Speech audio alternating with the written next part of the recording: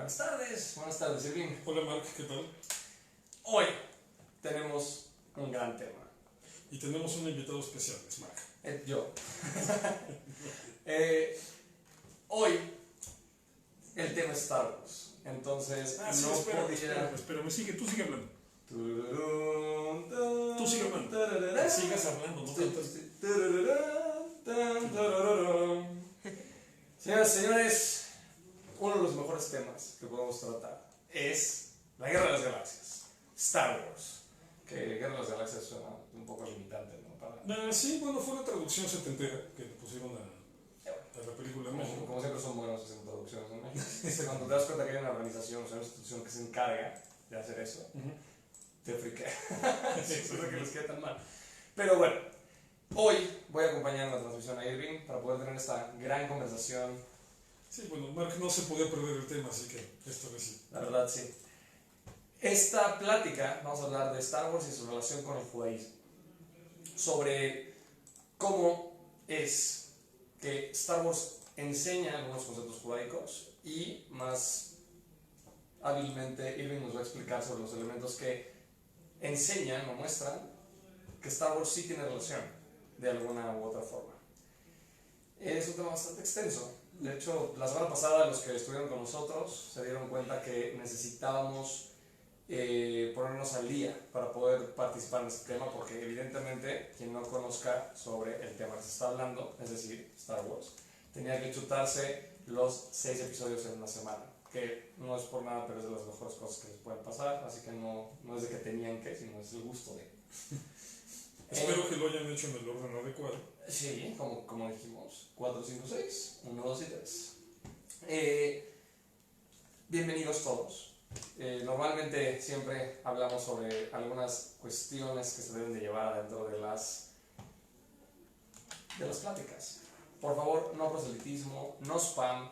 Si tienen algo que comentar, por favor díganoslo. El foro es abierto. Cualquier pregunta que se tenga, cualquier fan de Star Wars que quiera compartirnos algo sobre Star Wars, también es bienvenido.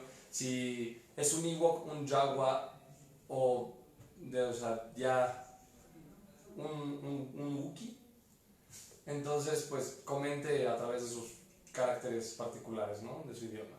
No está difícil de entender. Pero bueno, vamos a dar paso al tema. Ok. ¿Cómo quieres empezar? Bueno,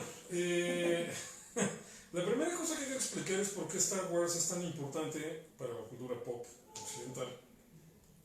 Y es que George Lucas, con todo lo que es un director de cine bastante limitado, o sea, no es una genialidad dirigiendo cine, pero George Lucas es un tipo muy técnico, es una persona que hace todo con el manual.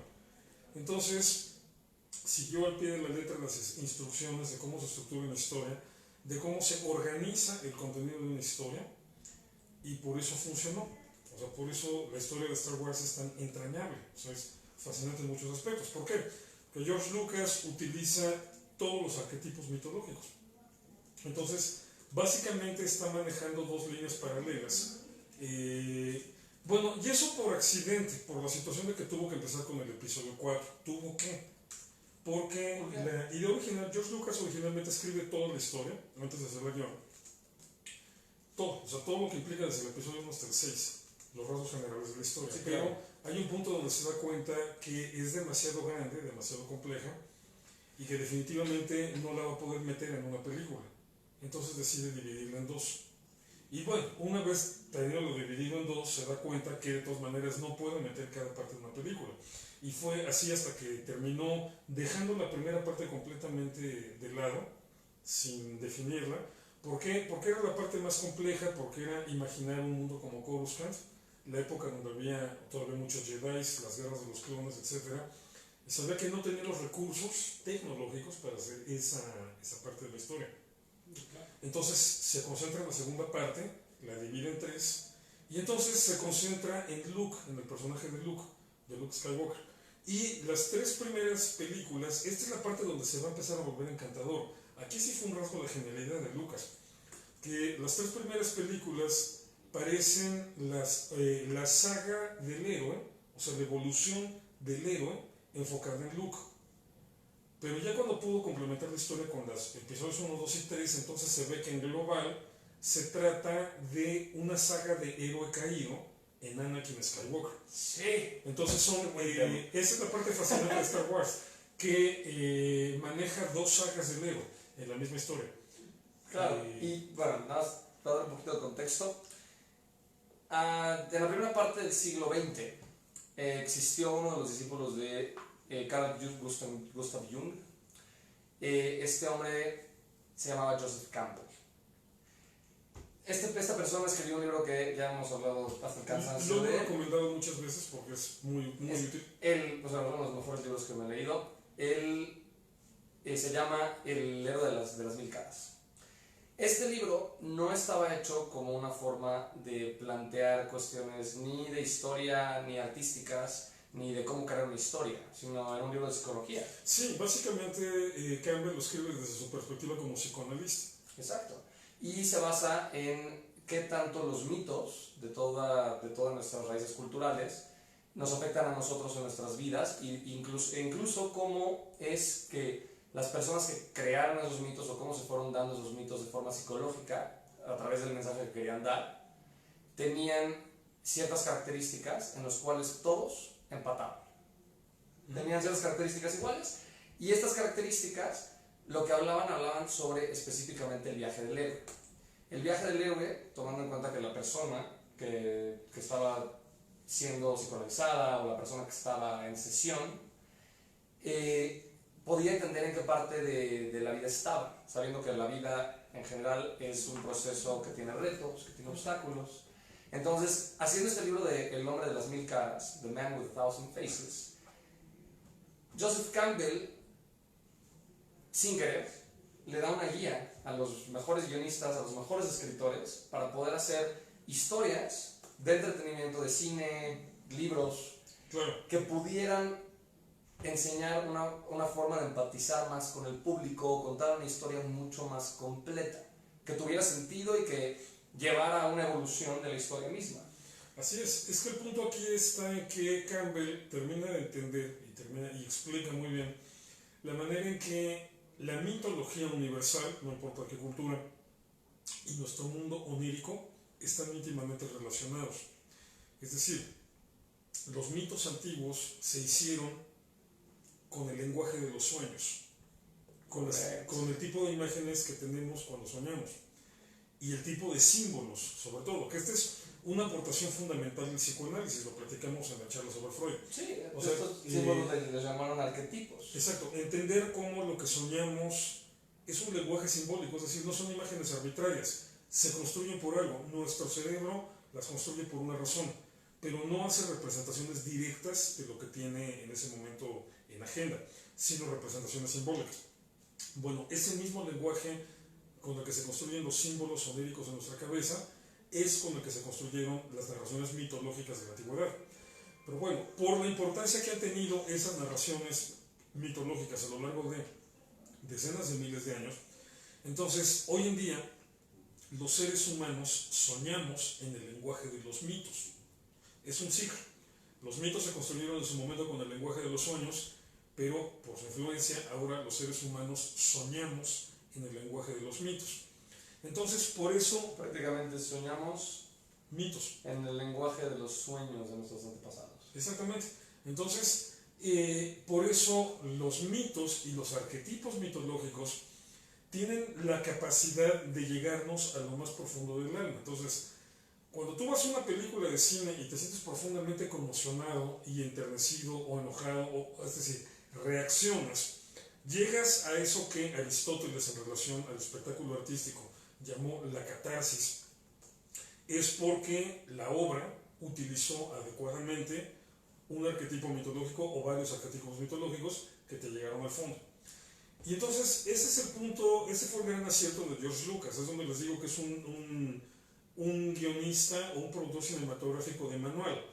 Siguió al pie de la letra las instrucciones que obviamente, como decía Mark, ya para estas épocas de la historia se basan mucho en trabajos como el de Joseph Campbell y por eso Star Wars es tan efectiva. O sea, por eso crea personajes tan entrañables. Por eso Muchos han considerado que Freddy Krueger es el segundo villano más encantador en la historia del cine. Porque se meten los sueños de las personas. No, porque Darth Vader es el primero. Sí, no, bueno. A eso iba, ¿no? Ni qué discusión. La discusión está en el segundo lugar si es Freddy Krueger o Hannibal Lecter, ¿no? Pero el villano más entrañable en la historia del cine, es el más emblemático, el más comercializado, el que más impacto popular ha tenido, es Darth Vader. Darth Vader es un símbolo pop por sí mismo. Uh-huh. O sea, fuera de Star Wars. El Exacto. casco de Darth Vader ya es... Tiene vida propia. Tiene vida propia, tiene su significado, tiene su mensaje. Ahora, tomemos en cuenta que justo todo lo que acaba de decir Irving estaba siendo tomado no nada más para poder decir, ok, yo les voy a contar una historia que también se me antojó, sino que a través de la evolución de cómo se van haciendo las historias, bajo este viaje del héroe y bajo implementación de diferentes elementos, las historias se van volviendo más complejas y el público también se va volviendo más complejo. Entonces, al final, siempre tiene que haber un mensaje que se entrega a través de estas historias. El mensaje normalmente es un mensaje que apele a nuestro ser interno, ¿no? A nuestra parte primitiva. Bueno, claro, y sobre todo por la saga del héroe, cómo se tiene que manejar aquí. Hay dos posibles rutas para la saga del héroe. Pero bueno, las dos generalmente están insertas en una narrativa mitológica más amplia y tienen un lugar específico. Uno es el héroe caído. ¿Qué me refiero? La saga del héroe, así en resumen, es una persona que no tiene ni idea de qué está haciendo en la vida.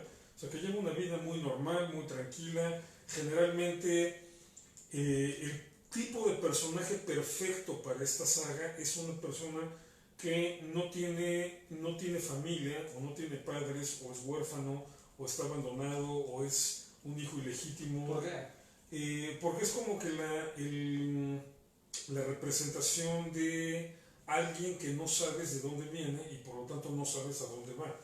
O sea, alguien que no tiene manera de entender cuál es su destino, a priori. O sea, si naces príncipe, pues ya sabes que vas a ser rey. Si naces hijo de sacerdotes, por ejemplo, en el mundo antiguo, pues ya sabes que vas a estar en la casta sacerdotal. Si naces hijo de comerciantes, ya sabes que vas a ser comerciante. Pero en cambio, si eres un joven que no tiene idea de quién fue su padre, o quién fue su madre, o quién fueron los dos, si que vive en una condición de vulnerabilidad de imaginación, no tienes un destino escrito. Entonces lo tienes que descubrir. Pero claro, por eso mismo, siempre en esas construcciones mitológicas existe la noción de que en realidad tienes un origen especial. O sea, tus papás no fueron cualquier persona. Hubo un problema, hubo un accidente que te relegó de eso y no sabes quiénes son, pero tus papás no fueron cualquier persona. En los mitos es lo más sencillo. Tu padre generalmente es Zeus, ¿no? O sea, es un dios. O sea, tu origen es divino. Tú no lo sabes. Entonces, por eso estás en esa condición de ignorancia absoluta sobre el destino que vas a construir, pero tu destino está en la dimensión de lo divino. Entonces, claro, por eso la importancia de irlo descubriendo y de irlo construyendo. Entonces, siempre aparece una situación, bueno, verlo en Star Wars, por ejemplo, que les decía, cómo son las dos historias, la de Luke y la de Anakin. O sea, Luke no sabe que es hijo del peor villano del universo. Cuando empieza... el emperador sería... Bueno, el peor villano, el segundo peor villano del universo. No, pero es que ahí es donde empieza como esta discusión de si no hubiera sido por Anakin Skywalker o Darth Vader, el emperador nunca podría haber llegado a ser emperador. Claro, obviamente. Y al final, de cierta manera, podemos ver de que Darth Vader se vuelve, o sea, igual terrible o se trata de asemejar al emperador. Sí, bueno, ok, pero vamos por orden. Entonces, cuando empieza la película, pues Luke es un granjero que quiere salir de la granja porque ya está harto de esa vida monótona. Sí. Pero no sabe que es hijo, pues, del villano. Digo, porque al final de cuentas... Una cosa, ¿puedo dar un poco de contexto? El viaje del héroe empieza con cierta, o sea, se estructura de cierta forma. Primero, plantea a un personaje que quiere alcanzar algo. Ahora, el personaje tiene una carencia consciente y una inconsciente. Una cosa es lo que quiere y otra cosa es lo que necesita el personaje.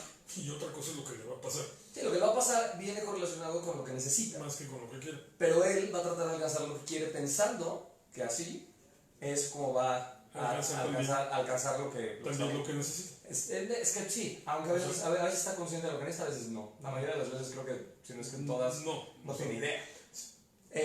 Aquí el héroe le llega la llamada de la aventura. El héroe normalmente, o sea, hay veces que rechaza la llamada, hay veces que acepta la llamada.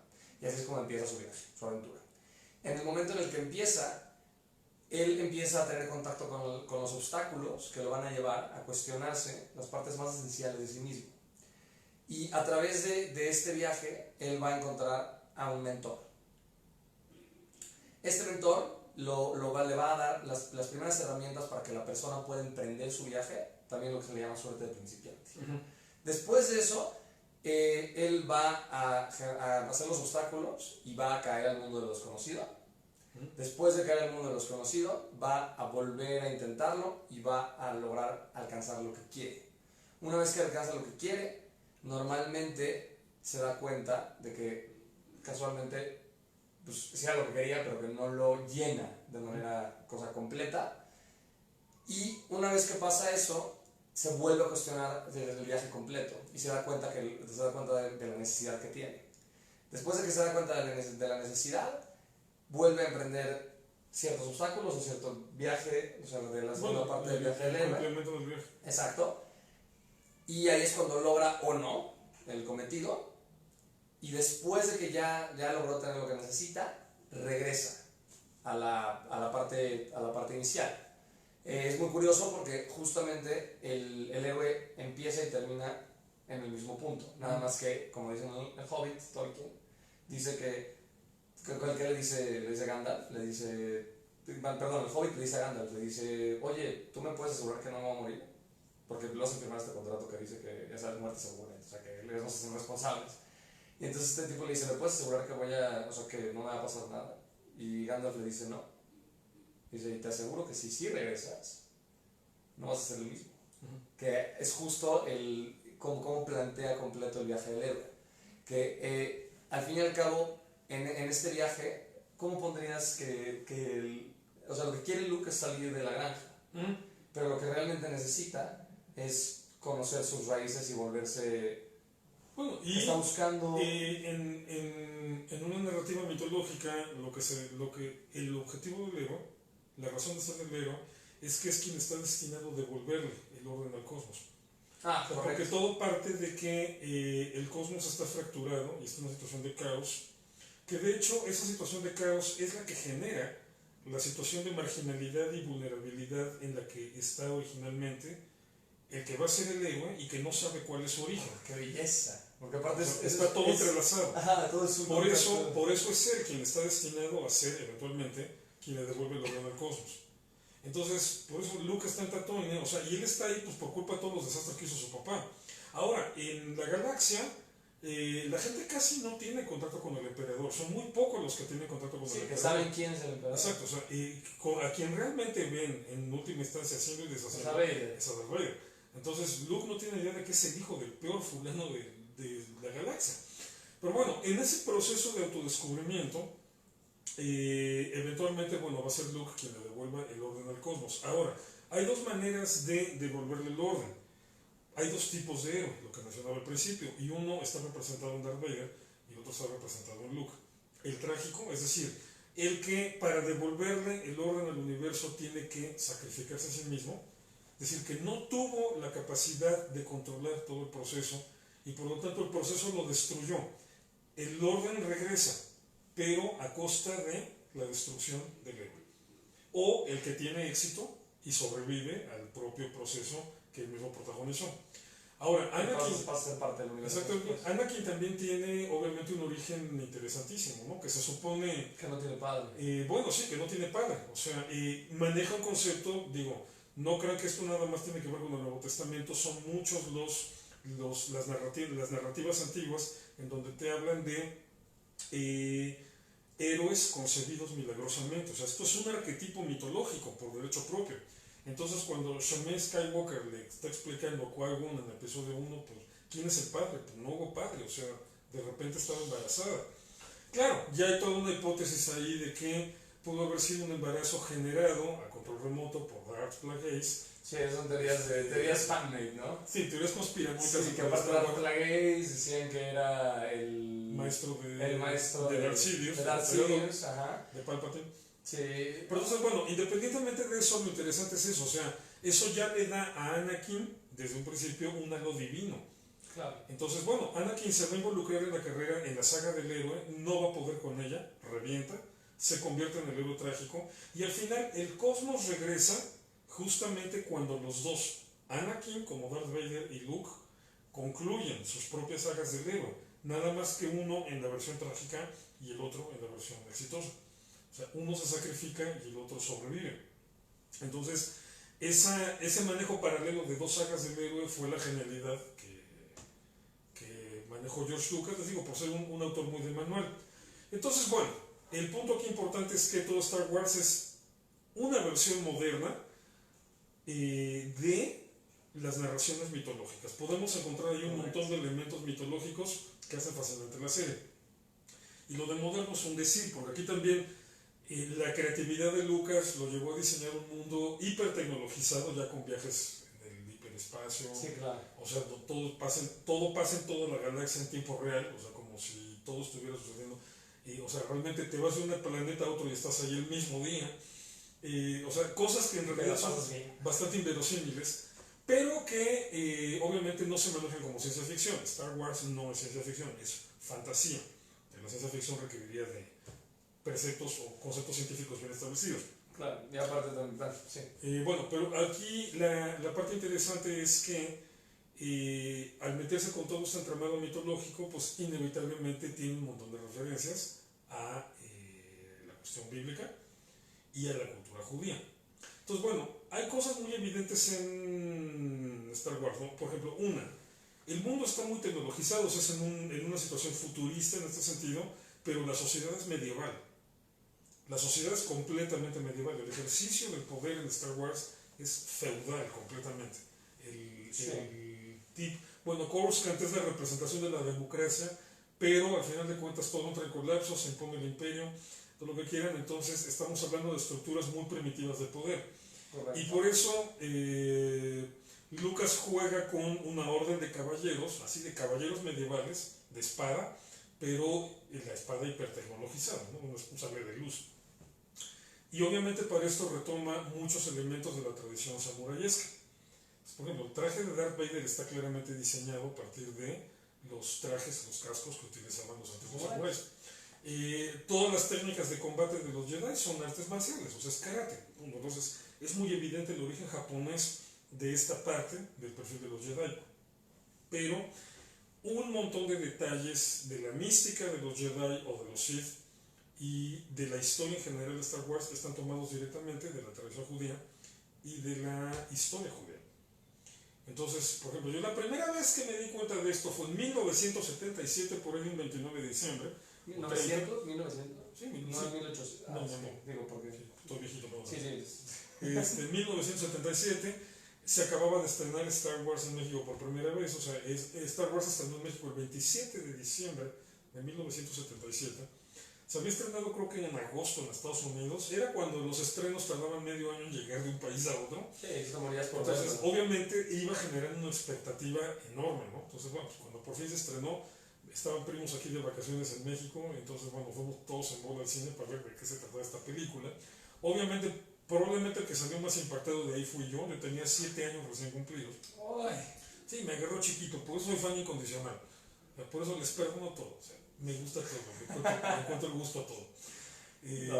Yo también, yo no tuve el mismo contacto que tú, a mí tocó episodio 1, la primera vez que lo vi. La primera vez que tuve contacto con Star Wars fue ir a ver con mis primos también, episodio 4, pero yo estaba muy chico, me tocó a los 6 años y como no me caían bien mis primos en la época, nos peleábamos mucho, entonces yo no le puse atención, dije, o sea, yo no entendía. Después cuando tenía 11, sí me tocó ver The Phantom Menace, que es el primero, y ahí fue cuando fue como un shock para mí, porque yo no entendía la relación con Darth Vader, o sea, como yo no entendía en qué parte de la historia estaba. Y francamente para mí episodio 1 me gustó mucho como película sola, o sea, como standalone film a mí me encantó. Okay. Bueno, entonces, y ahí fue, fíjate, fue desde ese momento, desde el 77, o sea, desde hace 42 años, que empecé a elucubrar sobre los vínculos de Star Wars y el judaísmo. Porque la escena donde... Y bien chiquito tenía ya afición. Ya me acariciaba las barbas y decía, ¿qué pasa con eso? Lo que pasa es que la escena donde Luke es atacado por los Tusken Riders y lo dejan ahí desmayado sí, que después llega Obi-Wan. Y llega Obi-Wan, ya viejito, Alec Guinness, el actor. Cuando aparece Obi-Wan, o sea, en ese ambiente desértico, así muy tipo muy península de Sinai, y de repente aparece ese señor con un montón de trapos y barbas. O sea, yo lo que vi fue un judío de película bíblica. Y lo primero que me preguntó fue, ¿qué hace un judío ahí?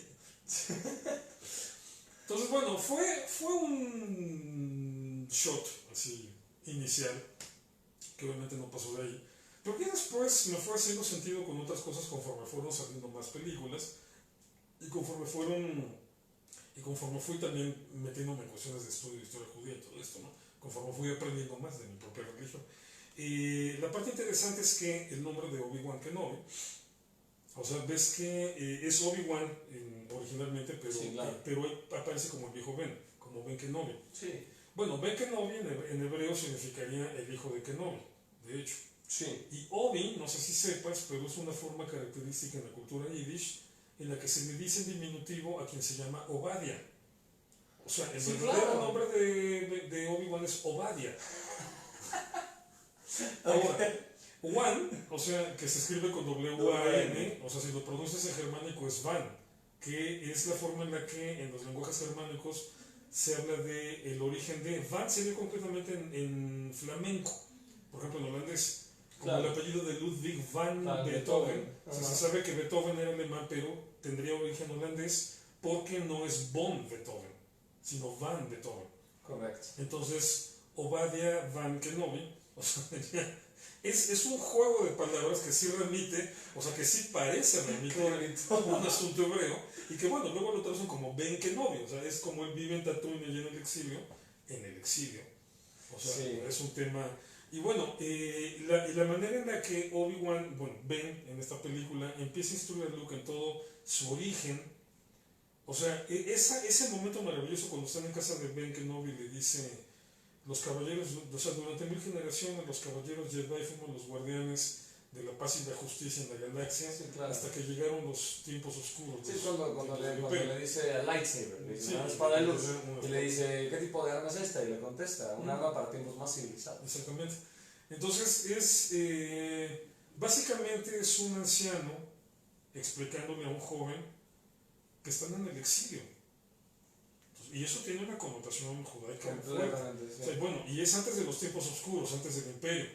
Eso, si le pones tantita más atención de la normal, ¿a qué te va a remitir? ¿Los tiempos más oscuros para el judaísmo cuáles fueron? Hay varios. No, por mucho el más oscuro. O sea, la catástrofe judía se no. O sea, ¿la destrucción del templo? No. O sea, la peor catástrofe que ha sufrido el pueblo judío en toda la historia es la Shoah. Bueno, sí, es que no estaba metiendo 4 años para exterminar a 6 millones de judíos y toda la cultura judía europea. Y bueno, y empiezas a observar cómo están diseñados los trajes de los sí. de los funcionarios del imperio, de los oficiales del imperio. ¿Los rojos? No, Tarkin y su gente, o sea, los soldados. O sea, y tienen un estilo muy similar, el tipo de confección, al de los uniformes nazis. Y aparte...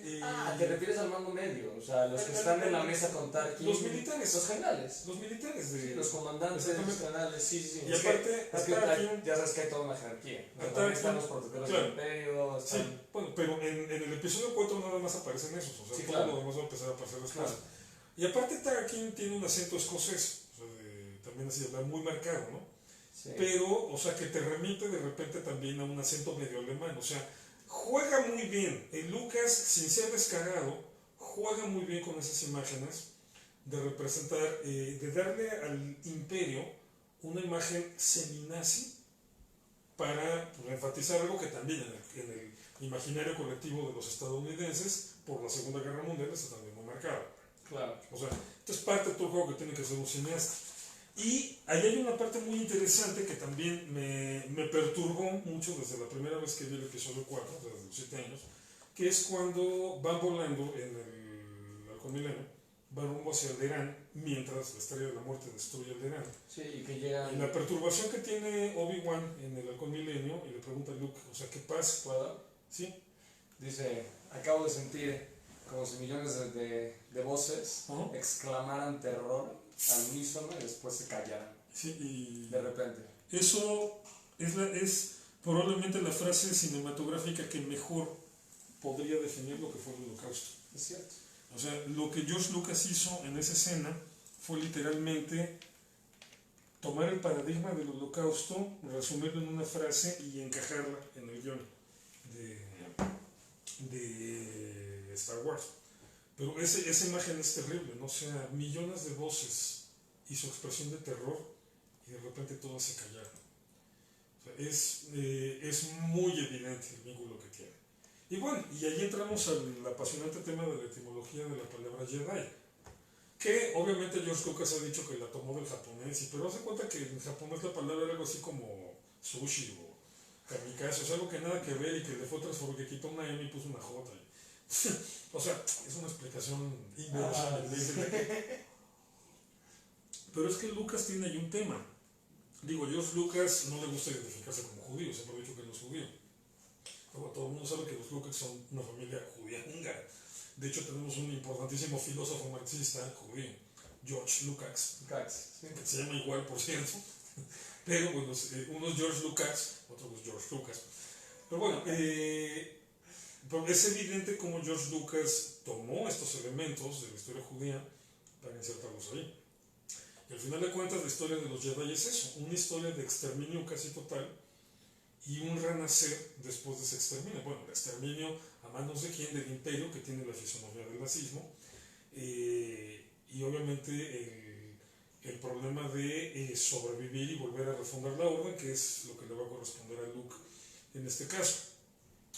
Porque la parte interesante es que dentro de esta visión, Lucas toma otros elementos de la historia judía que tienen que ver sobre todo con los tiempos de la Inquisición.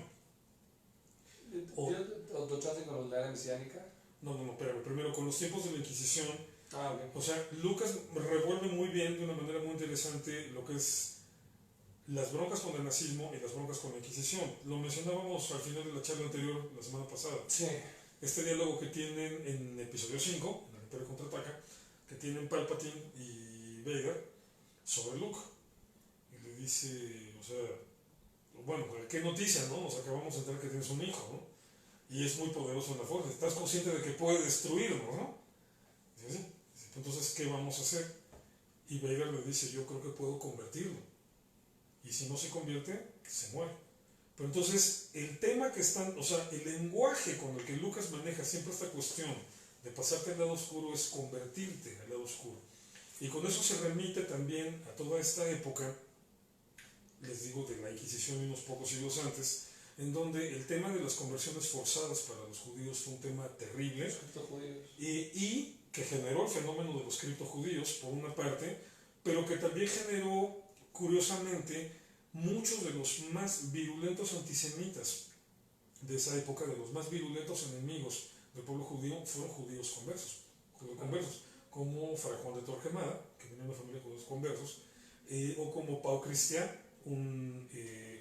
otro fraile controversista que fue uno de quienes inventó cualquier cantidad de mentiras sobre el Talmud para difamar a los judíos y para que el Vaticano prohibiera el Talmud y bueno, provocó cualquier cantidad de... Un poquito de contexto. Torquemada fue uno de los líderes, si no es que el líder más pesado en la Inquisición española.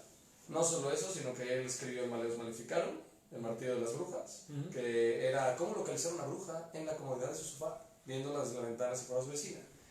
Y eso fue él estipuló la organización institucional de la iglesia. Él fue el que viajaba, él era una eminencia.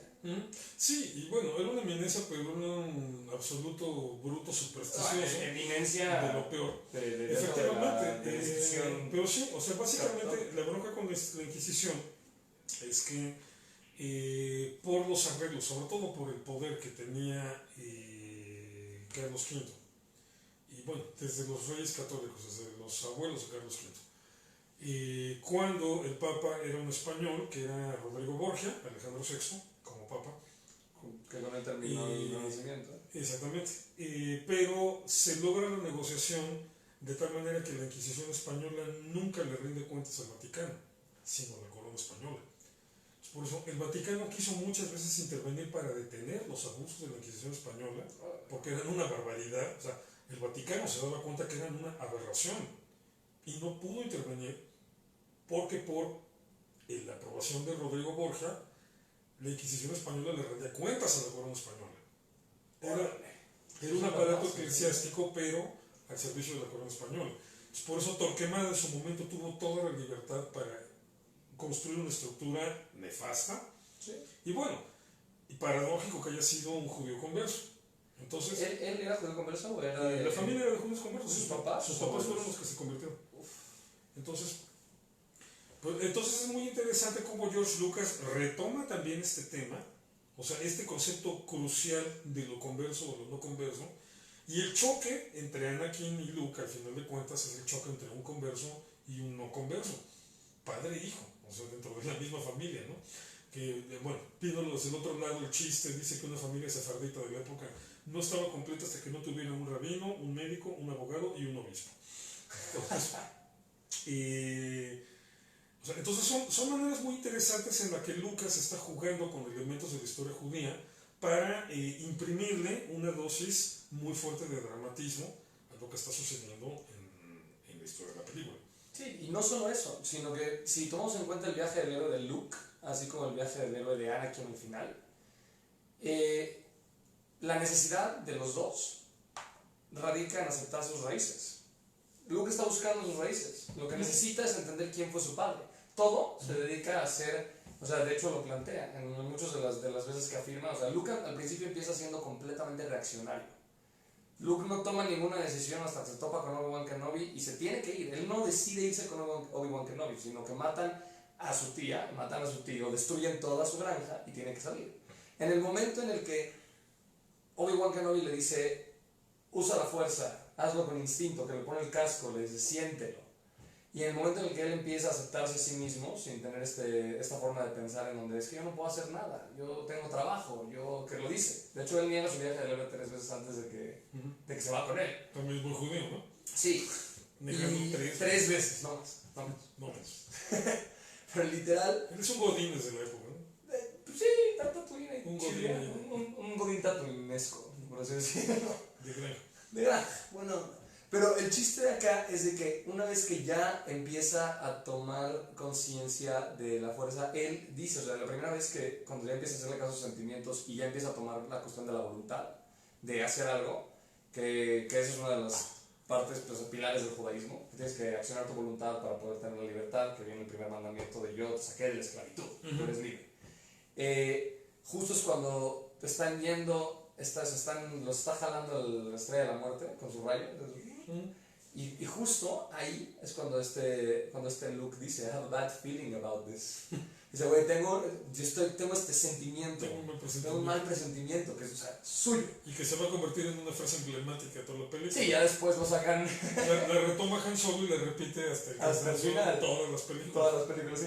Pero la cuestión es de que ella empieza a tomar conciencia y ya cuando llega contra Darth Vader, lo primerito que quiere hacer es matar a la persona que mató a su papá.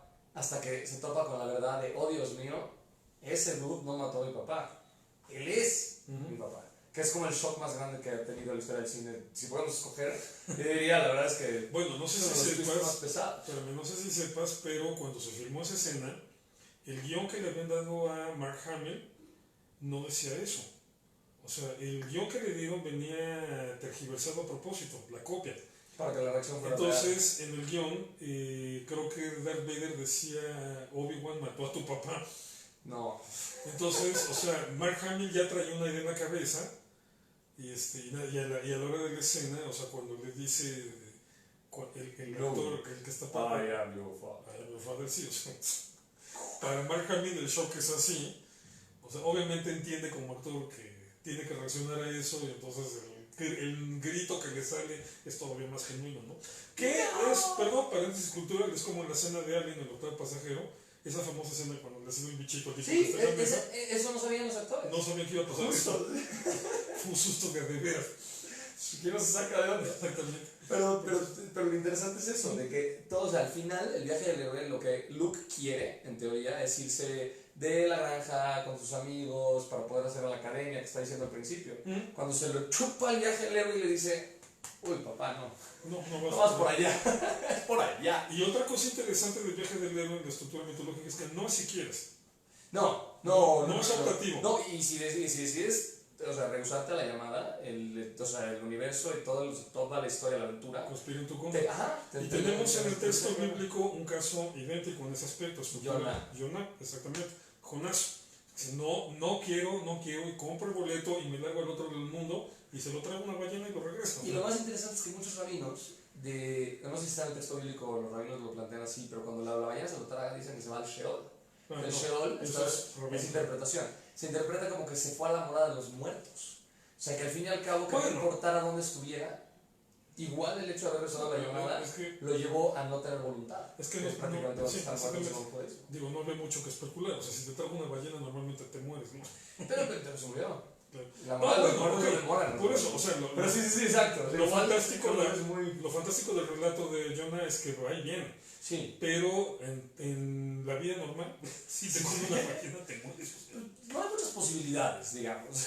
Vivir dentro de una ballena. No está fácil. Pinocho con una madera, güey. O sea, y aparte iba con un grillo, ¿no? Ajá, o sea, tenía todo. Así cualquiera se sabe. ¿Quién más? Si eres de madera y llevas un grillo, sí, exacto. podría sobrevivir. Si es chapulín también se vale.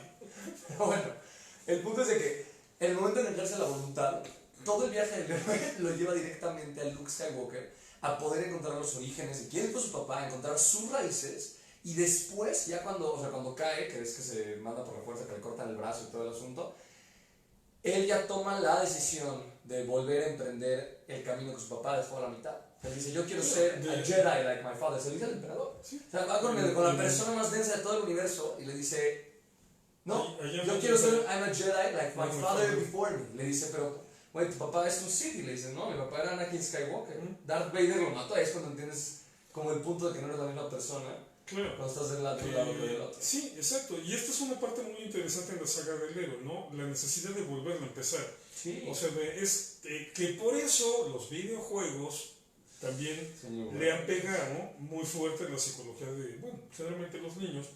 Pero bueno, ahorita a estas alturas ya hay gamers de 60, 70 años que de niños se fascinaron con esto.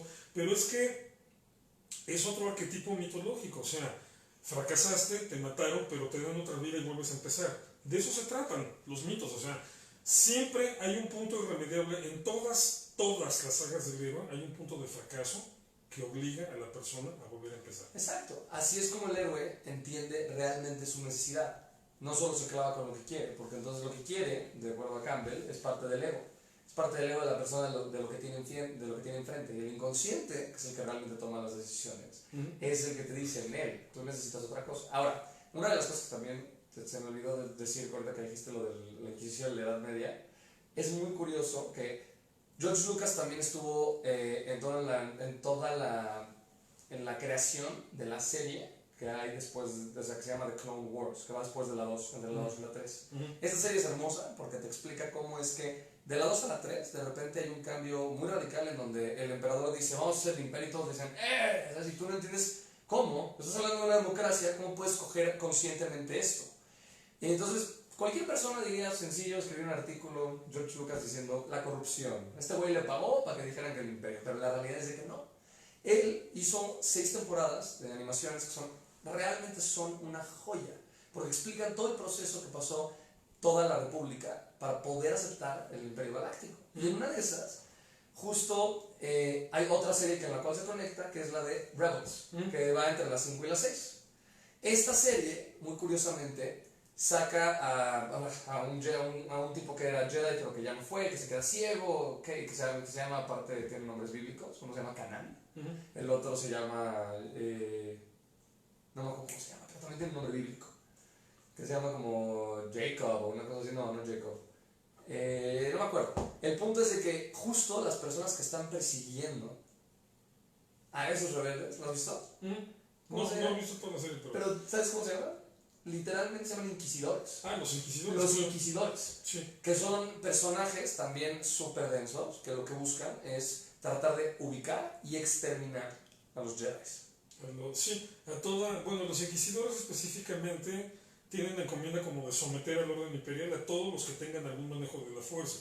Y parte de eso implica exterminar a los Jedi sobrevivientes. Correcto. Pero ellos, o sea, como inquisidores es esta idea de imponer. Claro, sí, pero utilizan el término. O sea, sí, Claro. efectivamente, es muy evidente, te digo, cómo la historia judía siempre fue una fuente de inspiración para esto. En todo ese proceso, bueno, también la mística. Bueno, el concepto de la fuerza ya existe Es todo, como es tal, Kabbalah is Zohar. es completamente cabalístico. O sea, toda esta noción cuando Yoda le dice a Luke todo este famoso discurso de Powerful life is the force, and the force is my life. Life creates it, life makes it grow. Sí, sí, sí. O sea, toda esa escena donde Yoda le explica la naturaleza de la fuerza es algo ya explicado en la Kabbalah de una manera incluso explícita. Pues la parte interesante es que lo explica, ¿no? Yoda, este personaje que es el más chiquito y es el más poderoso. Si yo te hiciera la pregunta en relación al alfabeto, ¿cuál es la letra más chiquita y más poderosa de todas? Es la Yud. O sea, es muy evidente de dónde sacaron el nombre, ¿no? Sí, de hecho, se plantea que la Yud, por sí misma, representa el nombre de Dios en algunas palabras y en algunos nombres. Y la Yud representa 10, que podría ser considerado como el número perfecto. Exacto. Y también es el número de Messi y Maradona. Relación, no sé. Chance, pero podría ser. No, no es cierto. Realmente Pelé, para empezar. Pero aquí la cuestión es de que el 10 por sí mismo tiene tiene ciertas características cabalísticas, de acuerdo a lo que dice el Zohar, e inclusive está marcado como, no solamente como una de las letras que acompañan a los nombres para denotar a Dios, sino que también es un exponencial, se considera.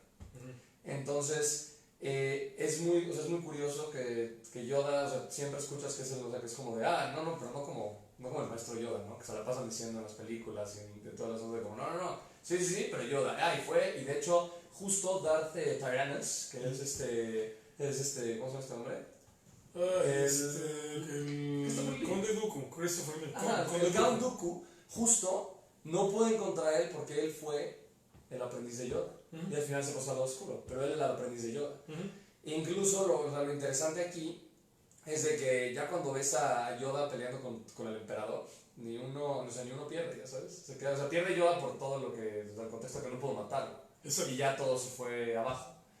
Pero lo más impresionante es de que Yoda es el personaje con más sabiduría de toda la saga de Star Wars. Yo no creo que haya nadie como Yoda. La ventaja de tener 900 años de edad, ¿no? Sí, exacto. Y aparte no solo eso, sino que plantea... Más habla el diablo por Yoda que por Dios. Y más habla Yoda del diablo que el diablo mismo. Pero la cuestión acá es de que es muy interesante que la mayoría de como los refranes, las frases, la sabiduría Jedi completita, realmente viene de Yoda. Sí, son los aforismos de Yoda, ¿no? La escena donde aparece por primera vez cuando Luke lo encuentra en Dagobah es muy interesante todo el diálogo que tiene, ¿no? O sea, porque le dice... Estoy buscando a alguien. Estoy buscando a alguien. Y dice, ya encontraste a alguien, ¿no? O alguien ya encontraste, ¿no? Y luego le dice, no, pues estoy buscando un gran guerrero. Y dice, no, la guerra nunca hizo grande a nadie. O sea, le está lanzando frases muy complejas, muy densas y muy profundas, a ver a qué hora reacciona el sonso, y nunca reacciona.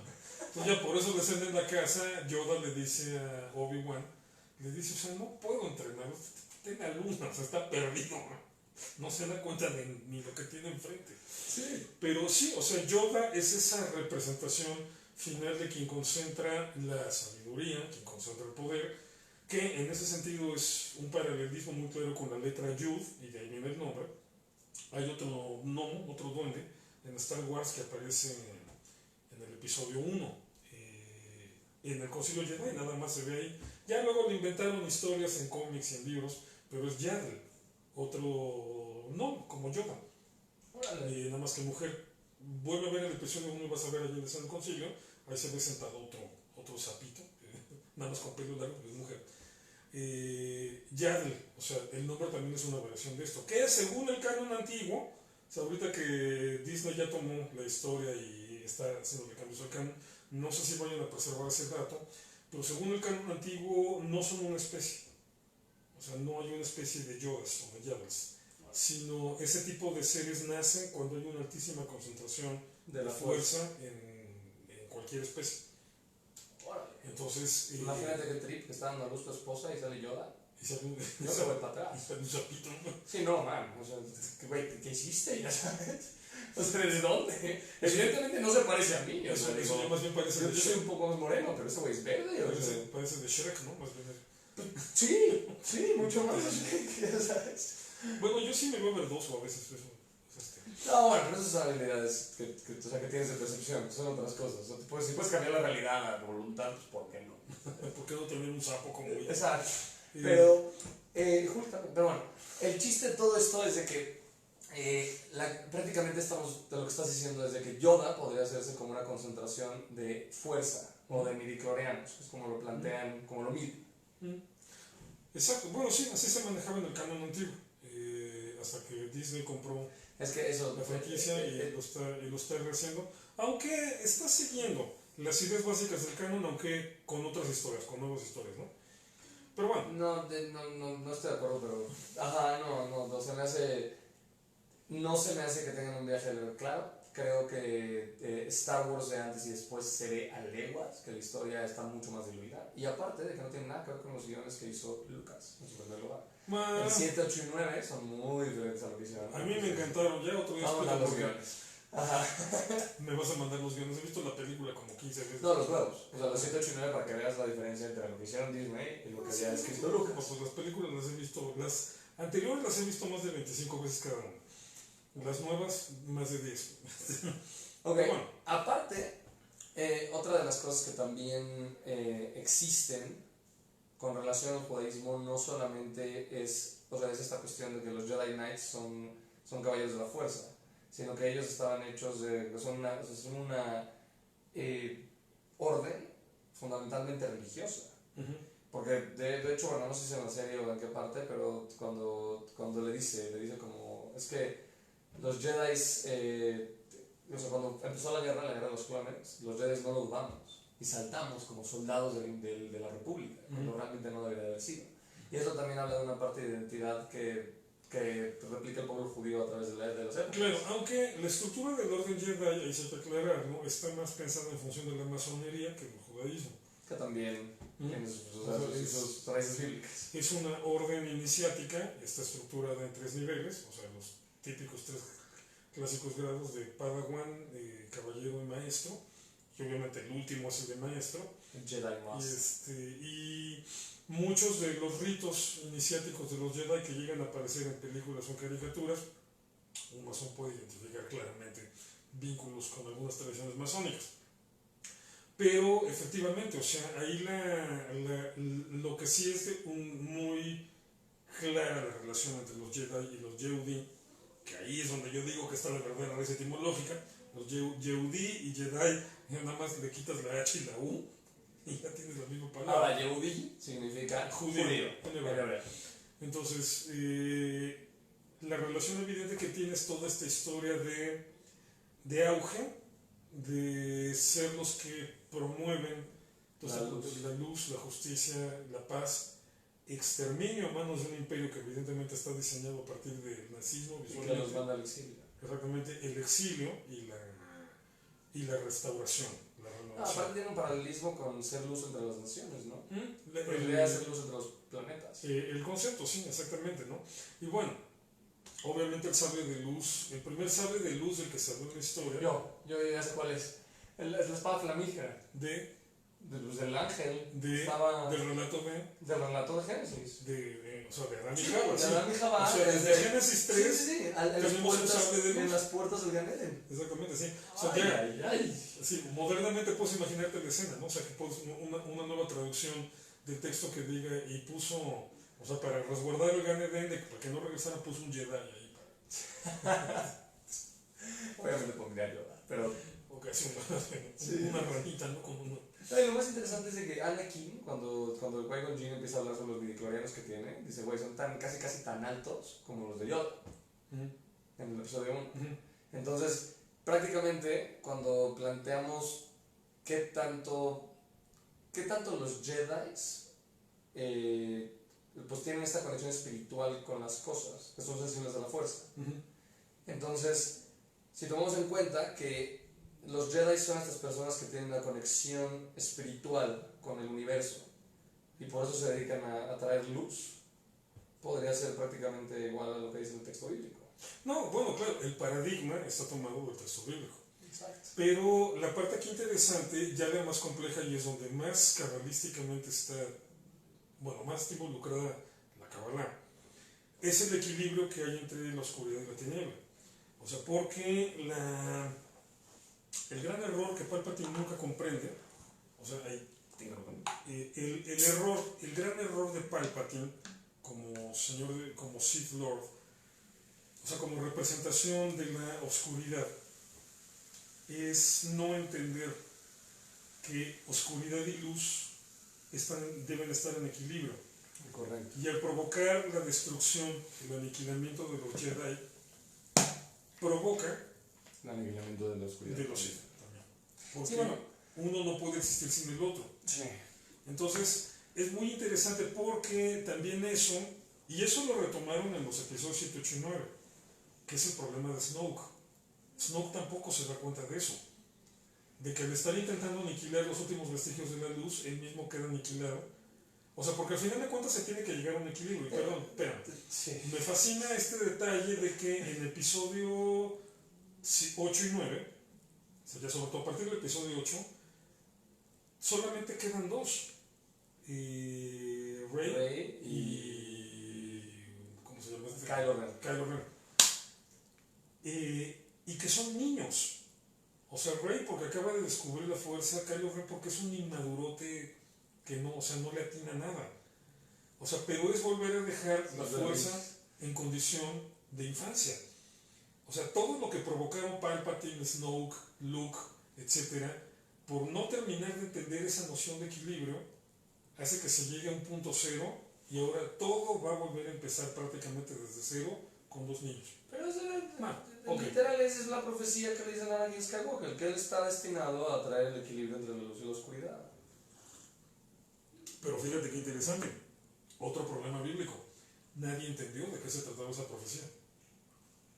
Sí, pero, o sea, sí, pero acá, o sea, sí, definitivamente. O sea, porque los Jedi pensaban, los Jedi pensaban que la profecía consistía en que Anakin derrotaría a los Sith.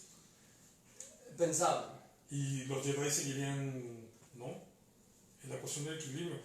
En los cómics sacaron una parodia muy vaciada de Pulp Fiction, de la escena en el restaurante donde están John Travolta y Mace Windu, o sea, Samuel Jackson. En el restaurante cuando llegan y asaltan, ¿no? Y ellos truenan a los asaltantes. Sacaron una parodia de eso en un cómic de Star Wars donde son Yoda y Samuel L. Jackson y Mace Windu. Y Mace Windu están en el restaurante. Así, Yoda está incluso en una sillita como para bebé, ¿no? Así, adaptada. Y están pidiendo hamburguesas y cosas por el estilo. Entonces llega la mesera y les dice cuál va a ser su orden. Y ya que piden, o sea, Yoda le hace así con la mano y le dice, nuestra comida va a ser gratis. Y la mesera, su comida va a ser gratis. Y Mace Windu lo reclama y le dice, oye, ¿qué hay de eso de que la fuerza nada más es para proteger, o sea, para cuidar? Y Yoda le contesta, cuidado estoy, mi cartera.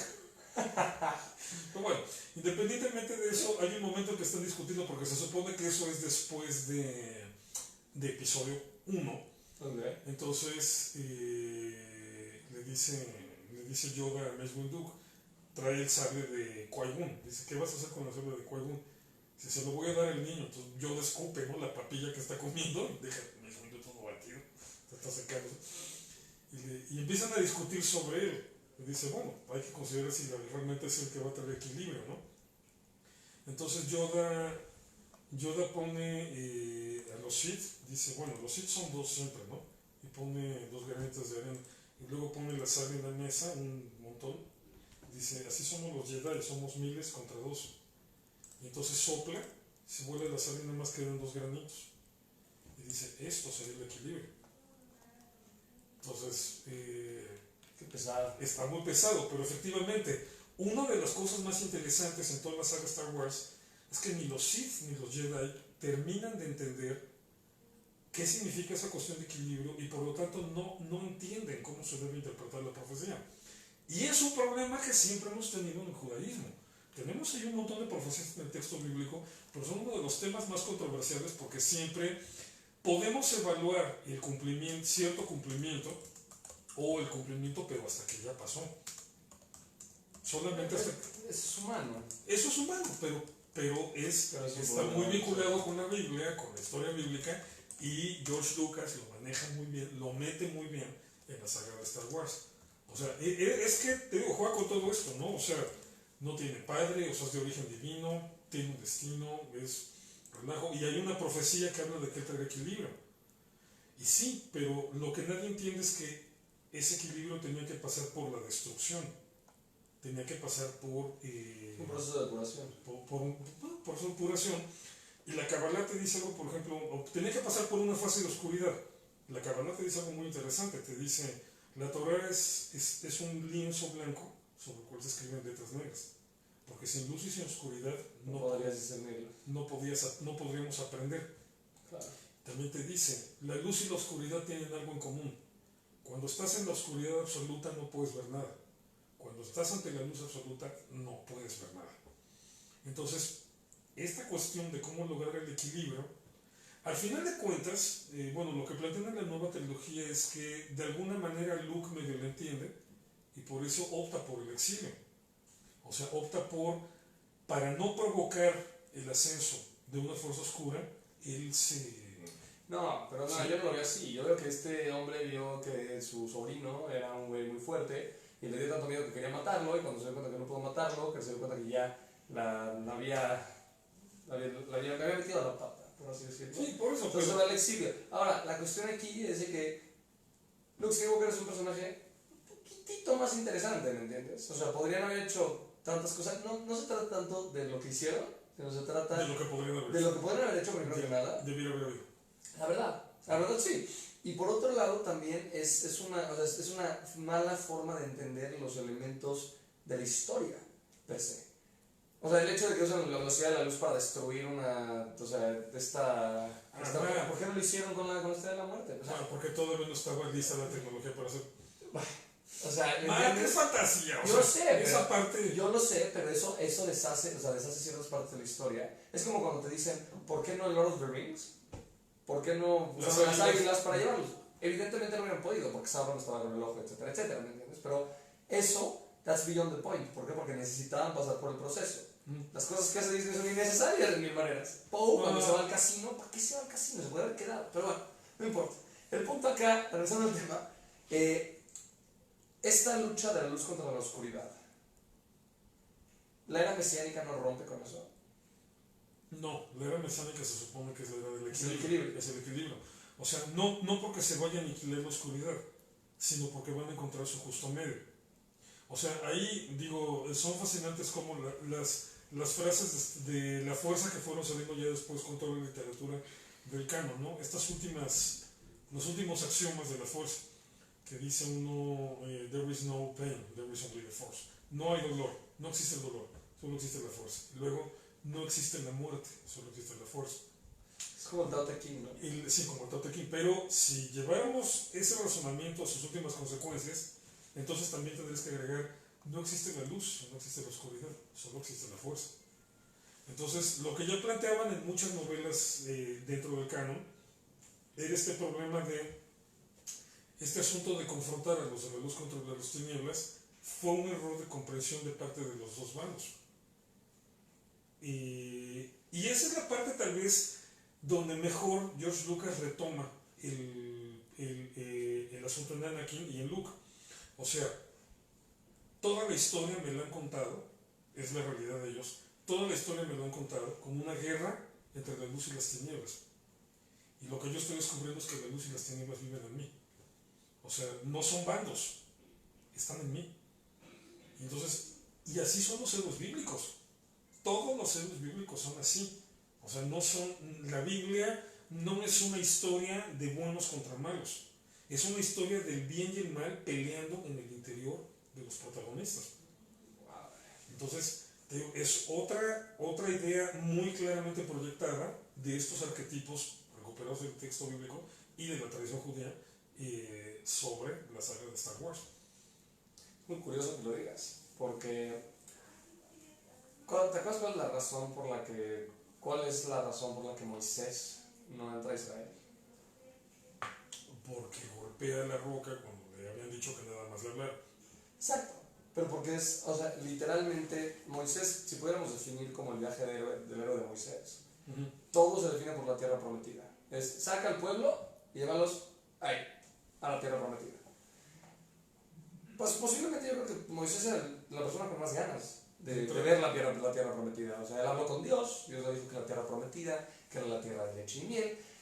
Lleva toda su vida con el objetivo de agarrar y traer a este pueblo de Dios, que él es el líder, hacia la tierra prometida. Y casualmente, por una falla fundamental de su personalidad, de su carácter, que va en contra de todo lo que ha aprendido a través de este asunto, no lo logra. O lo podemos ver desde una teología construida a partir de Star Wars. Fíjate la tontería que estoy diciendo.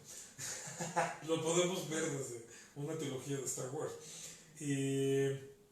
Moisés no puede entrar a la tierra prometida porque él es una contraparte con Faraón. Entonces, Faraón quedó atrás, también Moisés tiene que quedar atrás. Y o sea, Moisés, al final de cuentas, al final entiende, pero durante todo el proceso no entiende que esa cuestión de equilibrio que tenía que darle al pueblo de Israel, porque Israel es Am Segulá, que una de las interpretaciones de Am Segulá es pueblo del equilibrio. Y por eso Segol, en las letras, en los puntitos, ¿cómo se llaman? Los Nekudot. Nekudot. Era con K, iba en medio pero era con K. Los Nekudot, ¿cómo es el Segol? Es 3 puntos, después una Vav, después 3 puntos. Los 3 puntos que forman un triángulo. ¿Qué tipo de triángulo? Invertido. Bueno, un triángulo. Pero equilátero, exacto. Una figura perfecta de equilibrio. Y de hecho, ese símbolo de los 3 puntos como triángulo equilátero es fundamental en la simbología masónica, porque el número 3 siempre remite a eso. La posibilidad de que tú puedas tener un objeto equilibrado requiere mínimo de 3 puntos de apoyo. Sí. Entonces el 3 ha sido siempre en el esoterismo la representación del equilibrio. Entonces Moisés prepara al pueblo de Israel para ser Am Segulá, el pueblo del equilibrio, el pueblo de los 3 puntos, pero si Faraón quedó atrás, él también tiene que quedar atrás. Sí, porque al fin y al cabo él no está por encima de Dios. O sea, él es una de las cosas que, muy importante en el judaísmo no existe alguien a nivel de Dios. Exacto. No tenemos mesías varios, sino nada más existen profetas, líderes, guías. Exacto, y por eso Moisés tiene que quedar atrás. ¿Y qué es lo que queda de Moisés con el pueblo de Israel? Bueno, tienes varias cosas, pero la más importante. La sabiduría que les imparte. La Torah. Pues la Torah oral, la Torah escrita. Entonces, la Torah es el equilibrio. O sea, el equilibrio no estaba en Moisés. En todo caso estaba en Moisés y Faraón, su contraparte. Pero lo que le queda al pueblo de Israel después de Moisés es la Torah. ¿Y cuál sería el tercer punto entre Moisés y el Faraón? No, o sea, ellos son las contrapartes. Claro, o sea, está desequilibrado hasta que ellos ya terminan su punto y ahí terminan la Torah. ¿Cuál es el tercer punto? Es la Torah, efectivamente. Entonces, Moisés no entra, pero la Torah sí. O sea, es esta cuestión de que la luz no puede existir sin las tinieblas. Entonces, bueno, dejaste a un lado a Faraón, tienes que dejar también a un lado a Moisés. Y lo que tienes que, y con lo que te quedas es con lo que integra las dos. La Torah, el lienzo blanco con las letras oscuras. En este punto, diríamos que el viaje del héroe de Luke, su oscuridad es que su padre es Darth Vader. Es el pasado oscuro que tiene. Bueno, en el relajo, en el rollo interno de Star Wars, la oscuridad tiene que ver con el descontrol de tu emotividad que te lleva hacia la ira y la agresión. Y Luke se va a tener que enfrentar a eso por primera vez y de manera muy patente cuando interrumpe su entrenamiento en Dagobah y decide ir a tratar de rescatar a Han y a Leia, ¿no? Que están en Bespin, la ciudad de las nubes. y que obviamente, o sea, Yoda le advierte que se va a enfrentar a una situación emocional para la que no está listo. Pero bueno, ahí obviamente ahí se va a enfrentar con esta cuestión de agresión e ira por defender a los amigos. Claro. Pero ya después de pelear con Darth Vader y enterarse que es el papá, entonces no es tanto por el origen. Lo que le pega a Luke de una manera brutal en ese momento es por qué Obi-Wan le mintió. Eso es lo que le genera el desbalance de decir, o sea, a ver, ¿qué le pasa al cosmos? O sea, ¿por dónde se agarra, no? Regresa, bueno, ya en episodio 6, regresa a Dagobah y a terminar su entrenamiento. Y ya Yoda le dice que ya. Yoda se muere. Sí, porque le dice, brother. O sea, le dice amablemente, está completo, pero lo que le está dando a entender es en resumidas cuentas, güey, te largaste, ahí te ves. Te tardaste. Se aparece Obi-Wan, platica con él y le dice, bueno, o sea, en resumidas cuentas, ¿por qué me mentiste? Bueno, desde cierto punto de vista, ¿qué es eso desde cierto punto de vista? ¿No? Pero al final lo que le dan a entender entre Yoda y Obi-Wan es, a ver, no es que olvídatelo desde cierto punto de vista, no, es que no estabas listo para cargar con eso, pero ahí vas de terco a querer enfrentar las cosas. Pero si no los hubiera salvado, se hubiera muerto. No, quién sabe. Claro, porque el universo...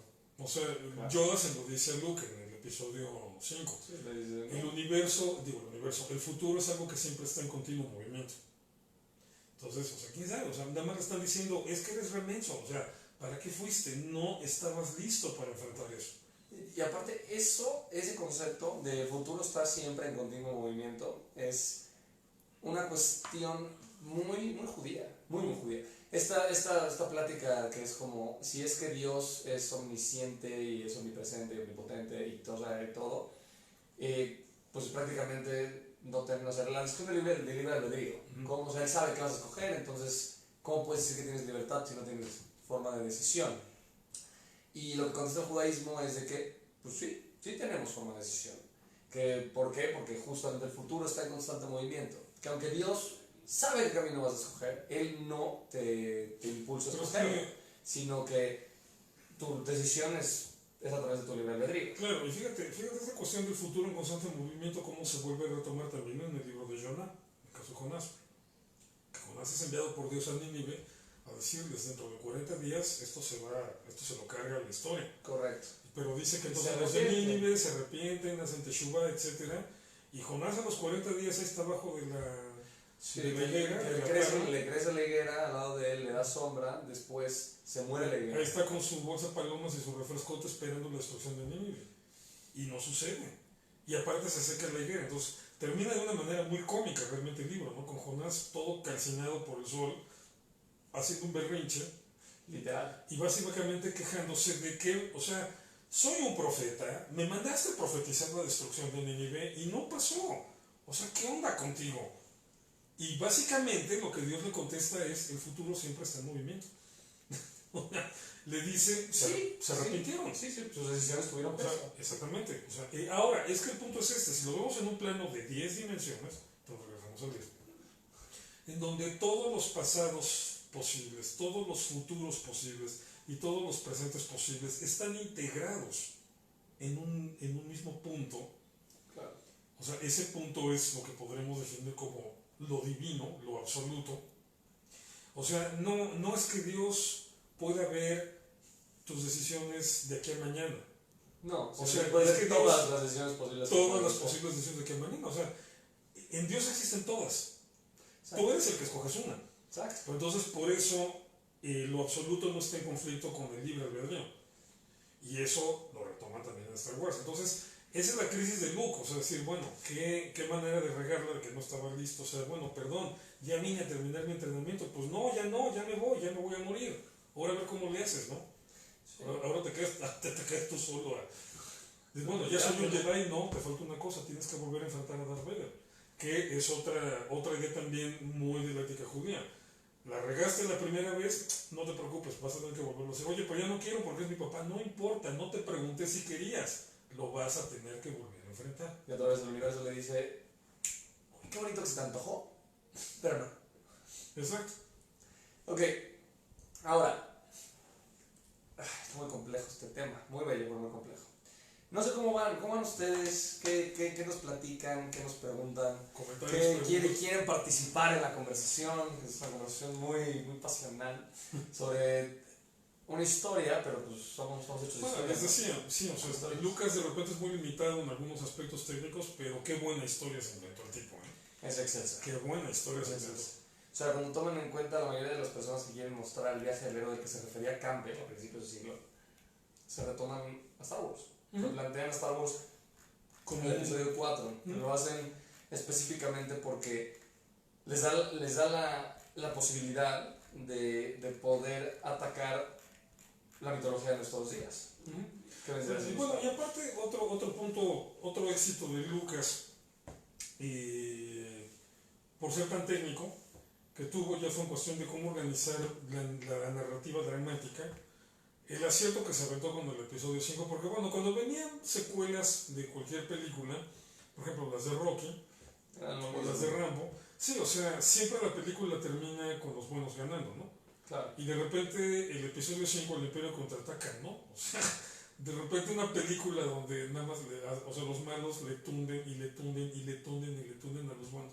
Me acuerdo la primera vez que la vi, todavía cuando pues sabías que duraba 2 horas, ya calculando que eran 15 minutos de película, y esto está pero de la patada se está complicando cada vez más. O sea, ¿cómo van a resolver todo en 15 minutos? ¿Cómo van a resolver todo en 10? ¿Cómo van a resolver todo en 5? No lo resolvieron.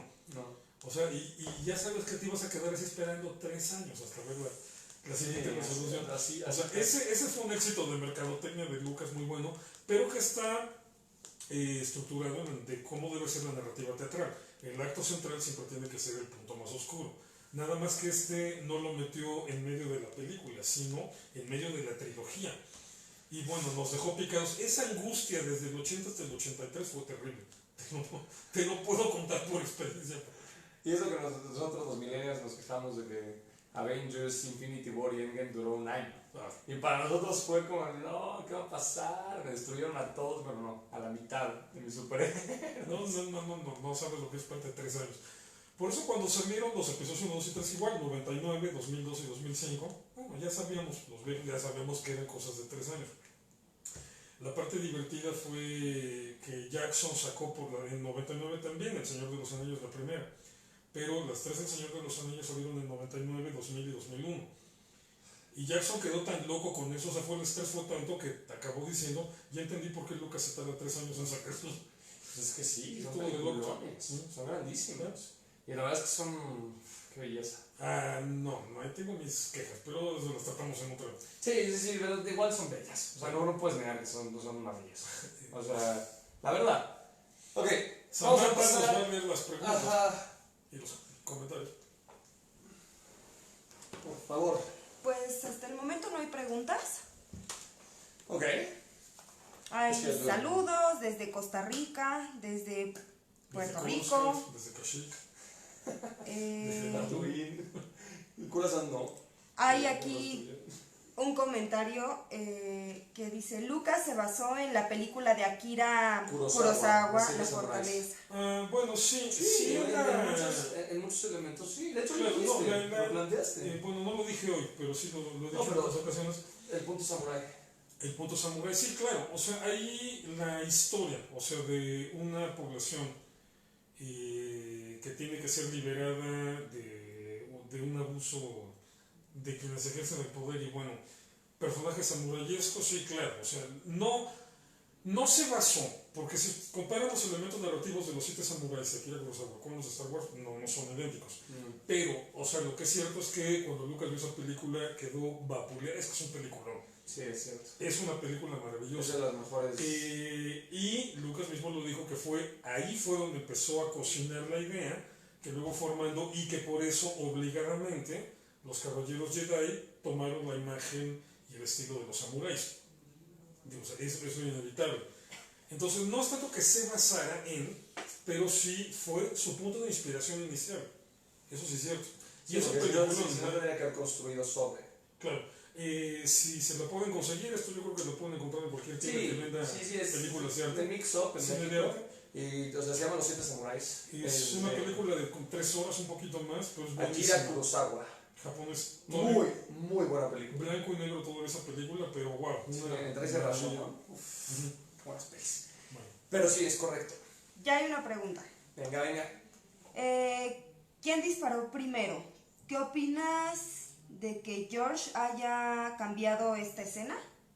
Con el discurso de que los buenos son tan buenos que no harían ese tipo de cosas. ¿Quién disparó primero? Ajá. Pero que es, seguramente sí, se refiere a la escena del bar. Sí, dejan solo con Grido. Ajá, con Grido, que de hecho ahí lo mata. Pobre Grido, una persona. Es que sí, Grido parecía mosca, ¿no? Sí, de hecho. Bueno, no sé. Pero para su raza era sexy. O sea, yo tengo fuerza. Todos los de su raza eran igualitos, ¿no? Exacto. Él tenía más, se ve más sexy, es más chic, the bad boy, es chico mal y todo eso. El problema es que no lo hubieras podido distinguir en una cámara de GS, ¿no? Bueno, ¿quieres contestarlo tú o contestar yo? Contéstalo. Ok.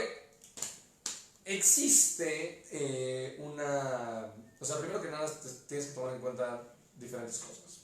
La primera es nuestra percepción de lo que hoy llamamos el héroe, per se. Existe esta idea de que los héroes buenos no matan. Eso es planteado, no matarás, sino la traducción está siendo peligrada, entonces en ese momento tienes tu derecho a defenderte porque sabes que al final te va a acabar cargando. Entonces tienes que tú tomar acción antes de que tu vida sea extinta, ¿no? O sea, sea extinguida. Ahora, segundo, tienes que plantear la idea de Han Solo. Han Solo en sí no empieza como un héroe. Su viaje del héroe personal, que aparte que no es el protagonista de la historia, entonces no podemos plantear que se vean sus orígenes, por eso no se puede plantear un viaje del héroe claro, pero lo tiene. Han Solo empieza como una persona egoísta, que es un cazarrecompensas, que está escapándose de la mafia, por la cual trabajó durante años, y su viaje del héroe, lo que él quiere en ese momento es ganar dinero. Y lo repite varias veces. Dice, yo no estoy aquí por esto, yo vengo porque ganar dinero. Y yo no quiero rescatar a la princesa, yo quiero que me pagues. Y el otro tipo le dice, es una princesa, seguro tiene muchísimo dinero y te va a acabar pagando. Cuando le dice... ¿Cuánto? Exacto. ¿Cuánto puedes imaginar? Puedo imaginar mucho. Exacto, y le dice más que eso. Y después de eso, cuando se mete, de que le dice Luke, oye, ¿quiere rescatar a la princesa está aquí la princesa, vamos a rescatarla. El tipo le dice, no, dice, yo no hago esto, yo no voy a querer que me pague. Después, ese es lo que él quiere. Pero su necesidad está en entender que hay cosas mucho más valiosas que el dinero, como la amistad, como la hermandad, como cosas esenciales para el ser humano que él no estaba viendo. Si nos damos cuenta, la escena donde mata a Grido es prácticamente la primera escena que tenemos de Solo, o sea, de Han Solo per se. Primero que nada, cuando planteas la idea del héroe por sí mismo, tendrías que plantear qué significa ser un héroe dentro del esquema del momento histórico que se está viendo. Tienes que plantear qué personaje es y el arco del personaje que lleva y en qué parte del arco nos encontramos, en qué parte de la historia estamos. Si después te das cuenta, después del episodio 4, Han Solo prácticamente tiene otros valores, tiene otra forma de ver la vida. Al final completa su viaje del héroe él con ir a rescatar a Luke en el momento en el que Darth Vader está atrás de él y le dispara y saca a Darth Vader volando por el espacio. Y es muy bonito, es hermosa esa escena porque le dice, here you go, kid, y entonces le abre el camino para que Luke pueda destruir la Estrella de la Muerte. Pero para empezar, tomemos en cuenta que si siguiéramos los parámetros que está marcando de que los héroes no matan, yo conozco muchas historias en donde los héroes matan al villano al final, donde el villano se muere a manos del héroe. Bueno, es que también ahí hay un problema en la saga del héroe, o sea, bien entendida. Sí, el problema es estas versiones bonitas y casi de conejitos. Es postmodernismo. Pero en la saga del héroe correcta, un elemento básico del héroe es que tiene que perder la inocencia. Sí, exactamente. O sea, un héroe que no pierde la inocencia no funciona. Por eso, por ejemplo, en términos de arquetipos mitológicos, el Rey León, las producciones de Walt Disney, no funcionan. Porque al final Simba no mata a Scar. Nada más deja que se lo coman, que lo maten los malos, sí, claro. Que se lo coman las hienas. Fallaron ahí. O sea, para terminar correctamente la saga, era Simba quien tenía que haberlo matado. Pero bueno, eso ya es. Te tengo una pregunta. Un Walt Disneyesco. Te tengo una pregunta entonces. ¿Qué onda con Batman en la trilogía de Nolan? Ese es el problema, ese es el defecto que tiene Batman. Pero el problema, aquí la cuestión es que Batman también funciona como una mano, como una mano de Dios, y lo que lo separa de Dios, porque prácticamente Batman es el hombre que todo lo puede. O sea, sí, pero, sinceramente. Sí, sí, sí, lo que pero, quieras. pero el hecho de que no mate a Ra's al Ghul y le dice no te tengo que salvar, prácticamente lo está matando, entonces... No, pero es que no es un problema de Batman nada más en la película de Nolan con Ra's al Ghul. Es un problema del concepto de personaje. O sea, porque, o sea, Batman tendría que haber matado al Guasón en los años 40. Sí, pero no hubiéramos tenido a Heath Ledger. Exacto. Bueno, no, hubiéramos tenido muchos... Pero espérate, en este punto es una pregunta también, o sea, bastante válida en ese sentido. Si estamos tomando en cuenta que el equilibrio de la luz y la oscuridad también se necesita, entonces no podríamos matar a las personas que actúan desde la oscuridad. ¿Te refieres a los actores de la película? Pero, O sea, en este caso, si no, planteamos o sea, el equilibrio, tiene que existir el Joker para que exista Batman y viceversa. no, claro, por eso. Pero el problema es que Batman siempre es un héroe que está planteado como alguien que dice nunca voy a matar. O sea, hay un límite de su inocencia que nunca pierde. Ahí está el fallo estructural. Ahí está un fallo estructural. Ok, y por otro lado, para en Star Wars en específico, cuando estamos hablando de que justo la idea completa de esta luz y la oscuridad, cuando cuando los Jedi pensaron que los Sith ya estaban exterminados. Si hubieran tenido la opción como Mace Windu, que quería deshacerse del emperador ya cuando se da cuenta que es el emperador y que va a arrestarlo, que es la escena donde se realiza ya la transformación de Darth Vader. Si no vieron el episodio 3 para este punto, está muy mal. Entonces no se considera como spoiler. No sería esta cuestión de que Anakin Skywalker, bueno, es que sí mata, pero mata a los niños. O sea, Anakin Skywalker le va a matar. No, pero mira, o sea, ya para ese momento Anakin ya pasó por las guerras clones y mató a cualquier cantidad de gente. Sí, sí. O sea, ya esa inocencia ya está perdida. Lo mismo con Luke, o sea, Luke al final del episodio 4 ya mató a cualquier cantidad de Stormtroopers, o sea, ya, es lo que quieras menos inocente. Pero entonces el héroe sí mata. El héroe tiene que pasar por ese proceso, o sea, tiene que asumir su potencial destructivo y ejercerlo. Es parte fundamental en el proceso del héroe. Para después llegar al equilibrio. Para después llegar al equilibrio, efectivamente. Entonces, al balance. Al balance contable, que es el más difícil de todos. De todos. Entonces, espérame, aquí vamos, que ya te fui poniendo matar. La pregunta no, con Han Solo, con lo de Greedo. Dicen, ¿quién dispara primero? Entonces eso quiere decir que no podría ser considerado un héroe porque Han Solo no, o sea, Han Solo no es un héroe en el sentido estricto de la palabra porque no es a él a quien le aplican las sagas de Dure. Si hay elementos y están muy bien manejados, pero es un personaje secundario. Aquí lo que pasa fue otra cosa, totalmente accidental. Y es un tipo de problema. No, se le fue el balance a George Lucas. Al balance, George Lucas y Peter Jackson tuvieron ese mismo problema. Esa incapacidad de manejar su elenco, su historia y su producción. Entonces de repente Han Solo, que es un personaje que en realidad es secundario en relación a las sagas del héroe que tienen Anakin y Luke, resulta que el personaje más maravilloso de todos fue Harrison Ford, fue Han Solo. Pero por Harrison Ford. Y por Harrison Ford, o sea, por no saber cómo equilibrar a sus actores. Bueno, y espérame, pero es por no saber equilibrar a los actores, porque Mark Hamill es un actor, es un tipo que viene de la escuela teatral inglesa. Bueno, nada más, pues en paréntesis, está muy curioso que estamos hablando de Batman y así, todo el asunto de Mark Hamill y Star Wars, y justo la persona que más ha hecho la voz, y la voz más clásica del Guasón, o sea, del Joker, es Mark Hamill. En las caricaturas. Señoras y señores, Luke Skywalker es el Guasón en voz. Es un show cuando te das cuenta, es como, ¿real? Eso sí es cierto. Y entonces... Del retorno del Jedi, al final termina haciendo reír a la gente hasta que se muere. Entonces sí, después de Jedi se dedicó a la comedia, ¿no? Al stand-up comedy.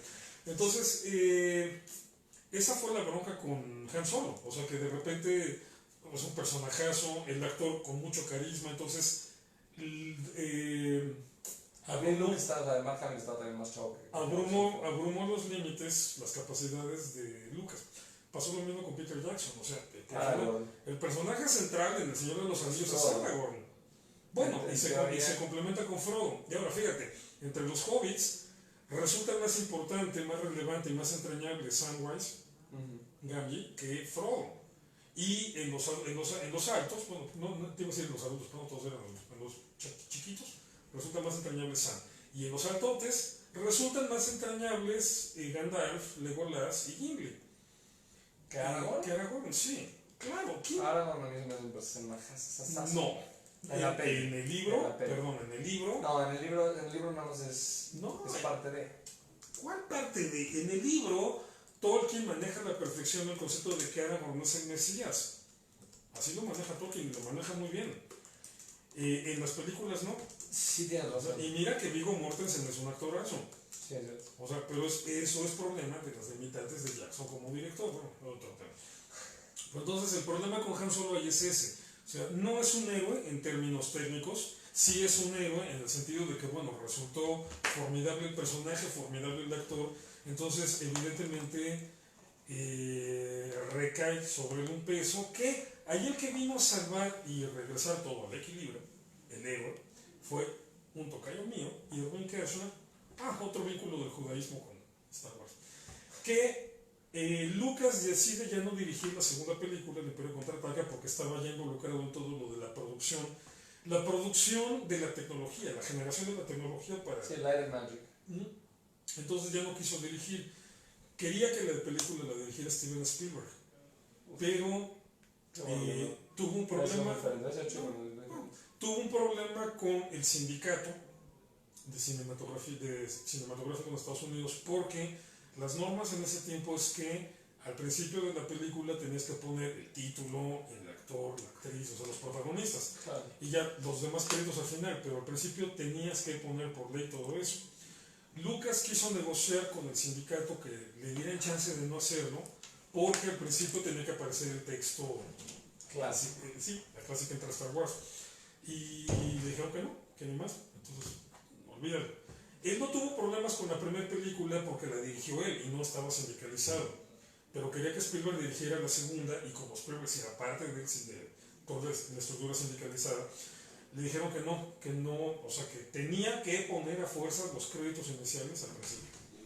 Entonces, por eso Lucas tiene que prescindir de Spielberg y contrata a uno de sus profesores en la facultad que no estaba sindicalizado, que es Irving Kershner, pero que era un director de cine de arte.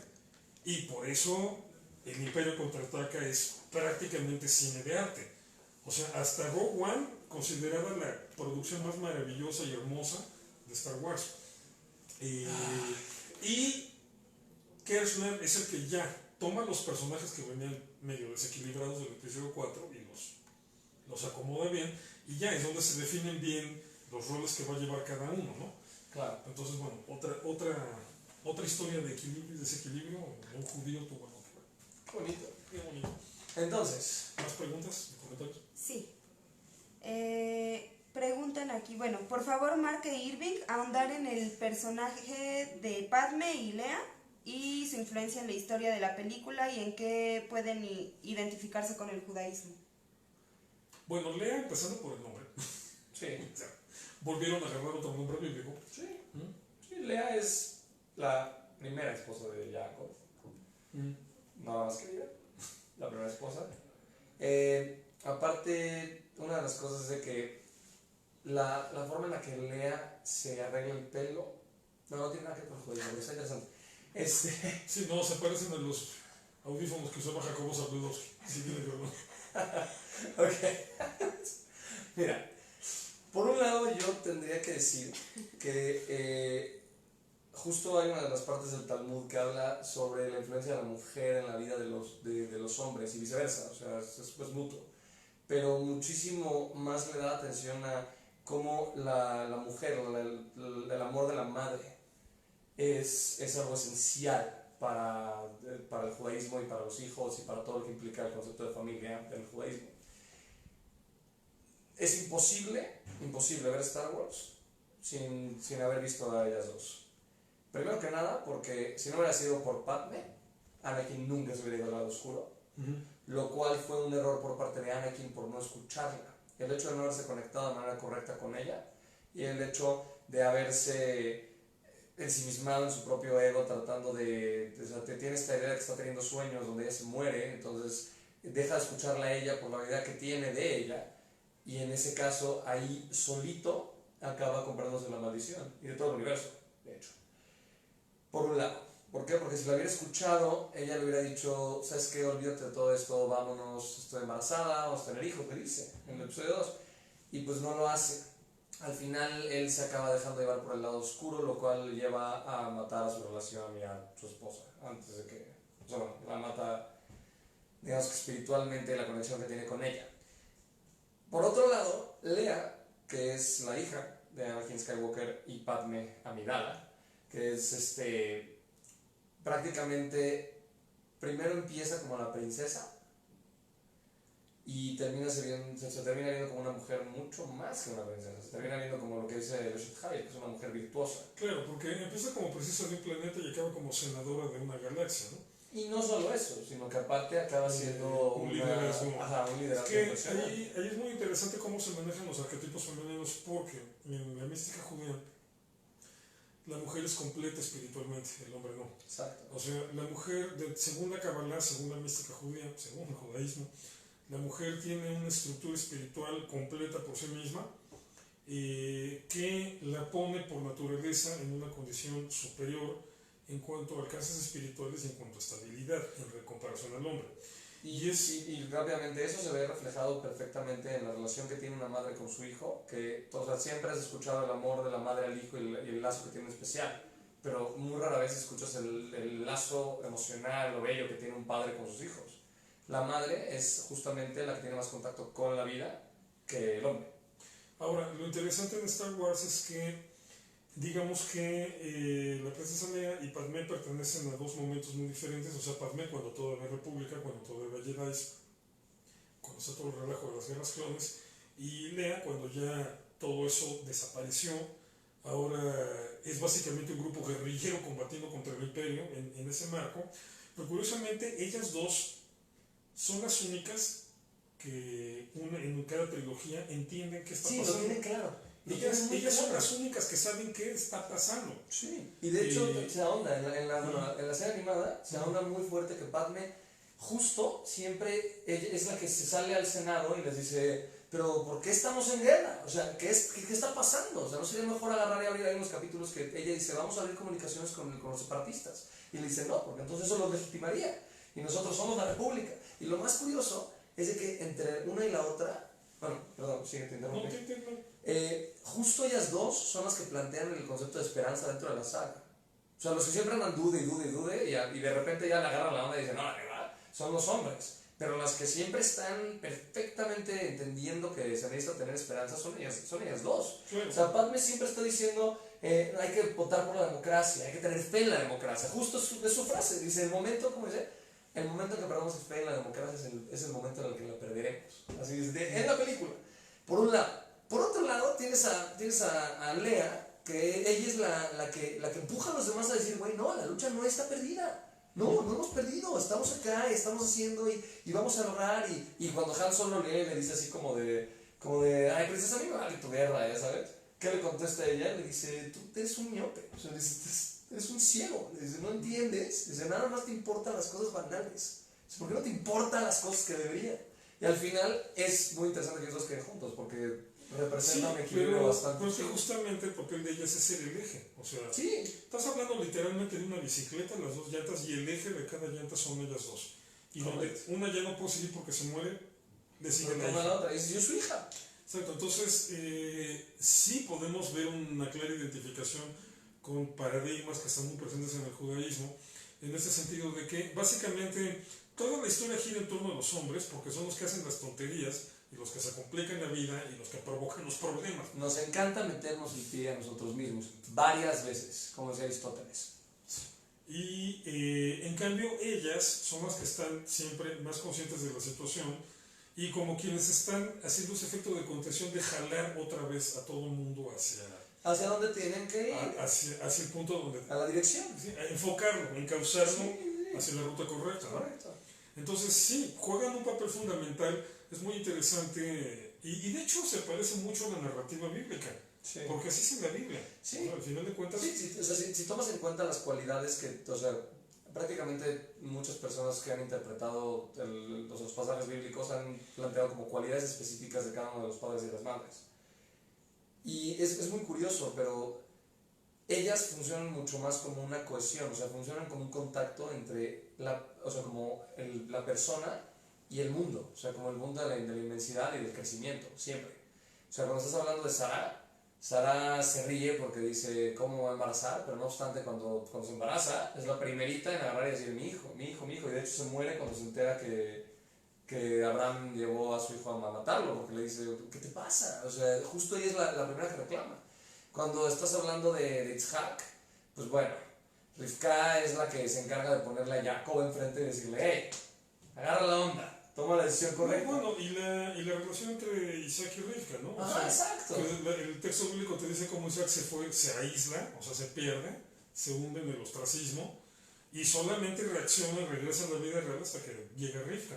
Exacto, y no solo eso, sino que también la relación que tiene Jacob con su mamá, con Rivka, es prácticamente lo que hace que Jacob pueda continuar con el viaje del héroe suyo, específicamente, y aparte, o sea, como que ella sí tiene la claridad de entender que Jacob es el que debería de recibir la bendición, Y lo que pone orden, y es interesante, o sea, porque entonces en todo el ciclo de los patriarcas, Abraham, Isaac y Jacob, ese eje central, el punto crítico, lo tiene Rivka, en ese momento, de quién va a recibir la bendición.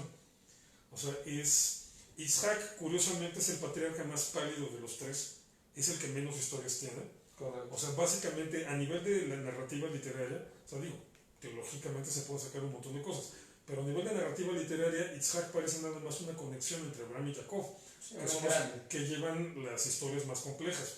Pero ese eje que representa Rivka, que, resumidas cuentas, lo que te está diciendo, ahí la mujer era la única que entendía qué estaba pasando y la que mete el orden a todos, es exactamente el rol que juegan Lea y Padmé en las películas, en las trilogías. Justamente eso, o sea, para dejarlo un poquito como más, o sea, más visible, estamos hablando, dentro de la Biblia estamos hablando de la forma en la que Dios está transmitiendo el mensaje y de la historia del pueblo judío y cómo va a evolucionar, ¿no? Prácticamente, el pilar central de lo que estamos hablando es Dios y la sabiduría de Dios en un mundo que Él creó, ¿sí? Y casualmente, las personas que más captan esta intención divina, esta voluntad divina sobre las cosas, son las mujeres, no son los hombres.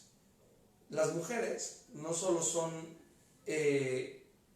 un punto espiritual, por así decirlo, vano, sino que también son de más importancia en las decisiones que se toman de manera familiar. Muchas de las decisiones que se toman también en Star Wars, las mujeres son las que van por la idea. Ellas son las que tienen la claridad mental como para entender que no importa que se vea bonito, que los Jedi estén en las guerras clones y que todo siga adelante, sino que el problema aquí real es la guerra. Ella notó lo que todos los demás, después de que cae la República y empieza el Imperio, terminan diciendo. Justo Padme fue la primerita que vio y dijo, ¿qué es esto? Y no le hicieron caso. En cuestión de Lea se vuelve no solamente un eje de esperanza, sino que se vuelve un eje de voluntad. Sí, es la que le patean las nalgas a todos para que se muevan. Obviamente la saga del héroe la lleva Luke y aparte está la de Vader, pero el eje alrededor del cual gira toda la organización de la rebelión es Lea. O sea, sin ella no hay rebelión, punto. Exacto. Entonces, sí, Lucas ahí también sí puso bastante cuidado en construir personajes que retrataran, femeninos, que retrataran todo ese arquetipo que encontramos en la Biblia, ¿no? Sí, claro, te estás de acuerdo que entonces, digo, nada más para así, estás de acuerdo que Lea es uno de los personajes que, como ella tiene la esperanza, pues no debería de morir en la saga, ¿no? Pues no debería morir en la saga. Que la mataron. Pero Disney la mató, ya no. Entonces. Se murió la actriz, o sea. ¿Y? Hay muchísimas cosas que pueden hacer hoy en día, por favor. No tenías que matar al personaje, puedes dejarlo en las sombras, cabrón. Como la escena de Benny Hill. Sí, exacto. Ok, ¿Qué más? Prosigamos. Espero que eso haya contestado la pregunta. Hay una pregunta más. Y dice, muy buen diálogo, una pregunta. En la Torá en Génesis vemos el inicio donde Dios habla sus palabras y empieza a crear los cielos y la tierra. Y en la saga de Star Wars se habla de las midichlorias. Ajá, los midichlorianos. Ajá. Okay. Como hacedores de la vida. Y que siguen permaneciendo, así como la palabra de Abba siguen. Okay. ¿Podrían encontrar ustedes una relación entre la palabra de Dios y los midichlorianos? ¿Tú? Va, piensa tú. Ok. Tomemos en cuenta que muchas personas plantean en contra de la ciencia y la religión, porque lo ven como antagonistas. Yo francamente lo veo como complementarios. Creo que eso lo compartimos tú y yo. La ciencia nos ha demostrado que existen ciertos genes que tenemos, células, más específicamente el ADN que tenemos. El ADN tiene información genética específicamente, y esta información es lo que nos da nuestras características o nuestras formas, por así decirlo. Justamente... Sigue de tu ahorita regreso. Ok. Los midichlorianos, desde el punto de vista en el cual lo veo yo, son parte de este material genético que se ve de más sensibilidad hacia la vida. Esto no se trata tanto de un punto específico de poder decir qué son las palabras, porque no solamente existe la parte científica y la parte biológica de nosotros, sino también existe la parte mental. Sería como decir que no necesitamos a la Biblia porque el material genético que ya traemos dentro es suficiente como para poder enseñarnos la existencia de Dios, nuestra posición en el mundo y la sabiduría que marcan cómo deberíamos vivir entre nosotros. Lo cual no es cierto. Nosotros necesitamos los dos procesos. Entonces, las palabras per se no podrían ser, a menos que lo vieras de una forma poética, que es adenina, guanina, no me acuerdo de los otros dos, pero eso prácticamente vendría siendo el ADN, si lo planteas de una forma poética de cómo las palabras de Dios se pueden encontrar en la biología humana. Este ADN tiene un paralelismo con los midichlorianos, que prácticamente la única diferencia entre los midichlorianos y nosotros es de que, los Star Wars y nosotros más bien, es de que ellos pueden medir la sensibilidad que tiene un midichloriano o cuántos midichlorianos tiene la sangre, que es prácticamente donde vienen, igual como el ADN, con su sensibilidad de la fuerza. O sea, ellos pueden ver qué tanta sensibilidad tienen. Eso es por un lado. Por otro lado, nosotros tenemos forma de poder entender cómo la sangre, cómo el ADN tiene cierta relación con diferentes parámetros y ciertas sensibilidades, inclusive. Con análisis de sangre podemos ver si somos propensos a ciertas cosas. Con más análisis inclusive podemos hacer una proyección sobre que el cuerpo de cada quien de manera individual tiene ciertas inclinaciones a ciertas enfermedades, enfermedades o algunas influencias biológicas. Entonces, por ejemplo, estás hablando de una persona que le podría dar diabetes, es mejor que evite los azúcares, evidentemente, o que evite fumar. Ahora, dentro de este esquema, los midichlorianos, de acuerdo a mi punto de vista, funcionan así. Funcionan como una forma biológica de sensibilidad ante algo que se puede medir en Star Wars, pero que nosotros no podemos medir. Ahora, si tomamos en cuenta que los Kohanim tenemos un gen, que hasta ahorita no sabemos para qué sirve, que no podría decir que somos midichlorianos, pero en teoría, si tomas en cuenta que los Jedis tienen genes que son más sensibles a la energía de las cosas, o a la energía del universo, y son, por lo tanto, personas más espirituales o más conectadas, y tomas en cuenta que los Kohanim tienen estos genes, y los Kohanim en teoría tienen una función específica de poder conectarse con Dios más allá, como para poder realizar algunos de los sacrificios del templo. Entonces podríamos decir que sí existe un paralelismo. Bueno, claro, también no hay que perder de vista una cosa, obviamente los detalles, hay que diferenciar en lo de Star Wars entre lo que son los detalles y lo que son las ideas, muy platónicamente, ¿no? Los detalles, obviamente, pues son fantasía, son ficción.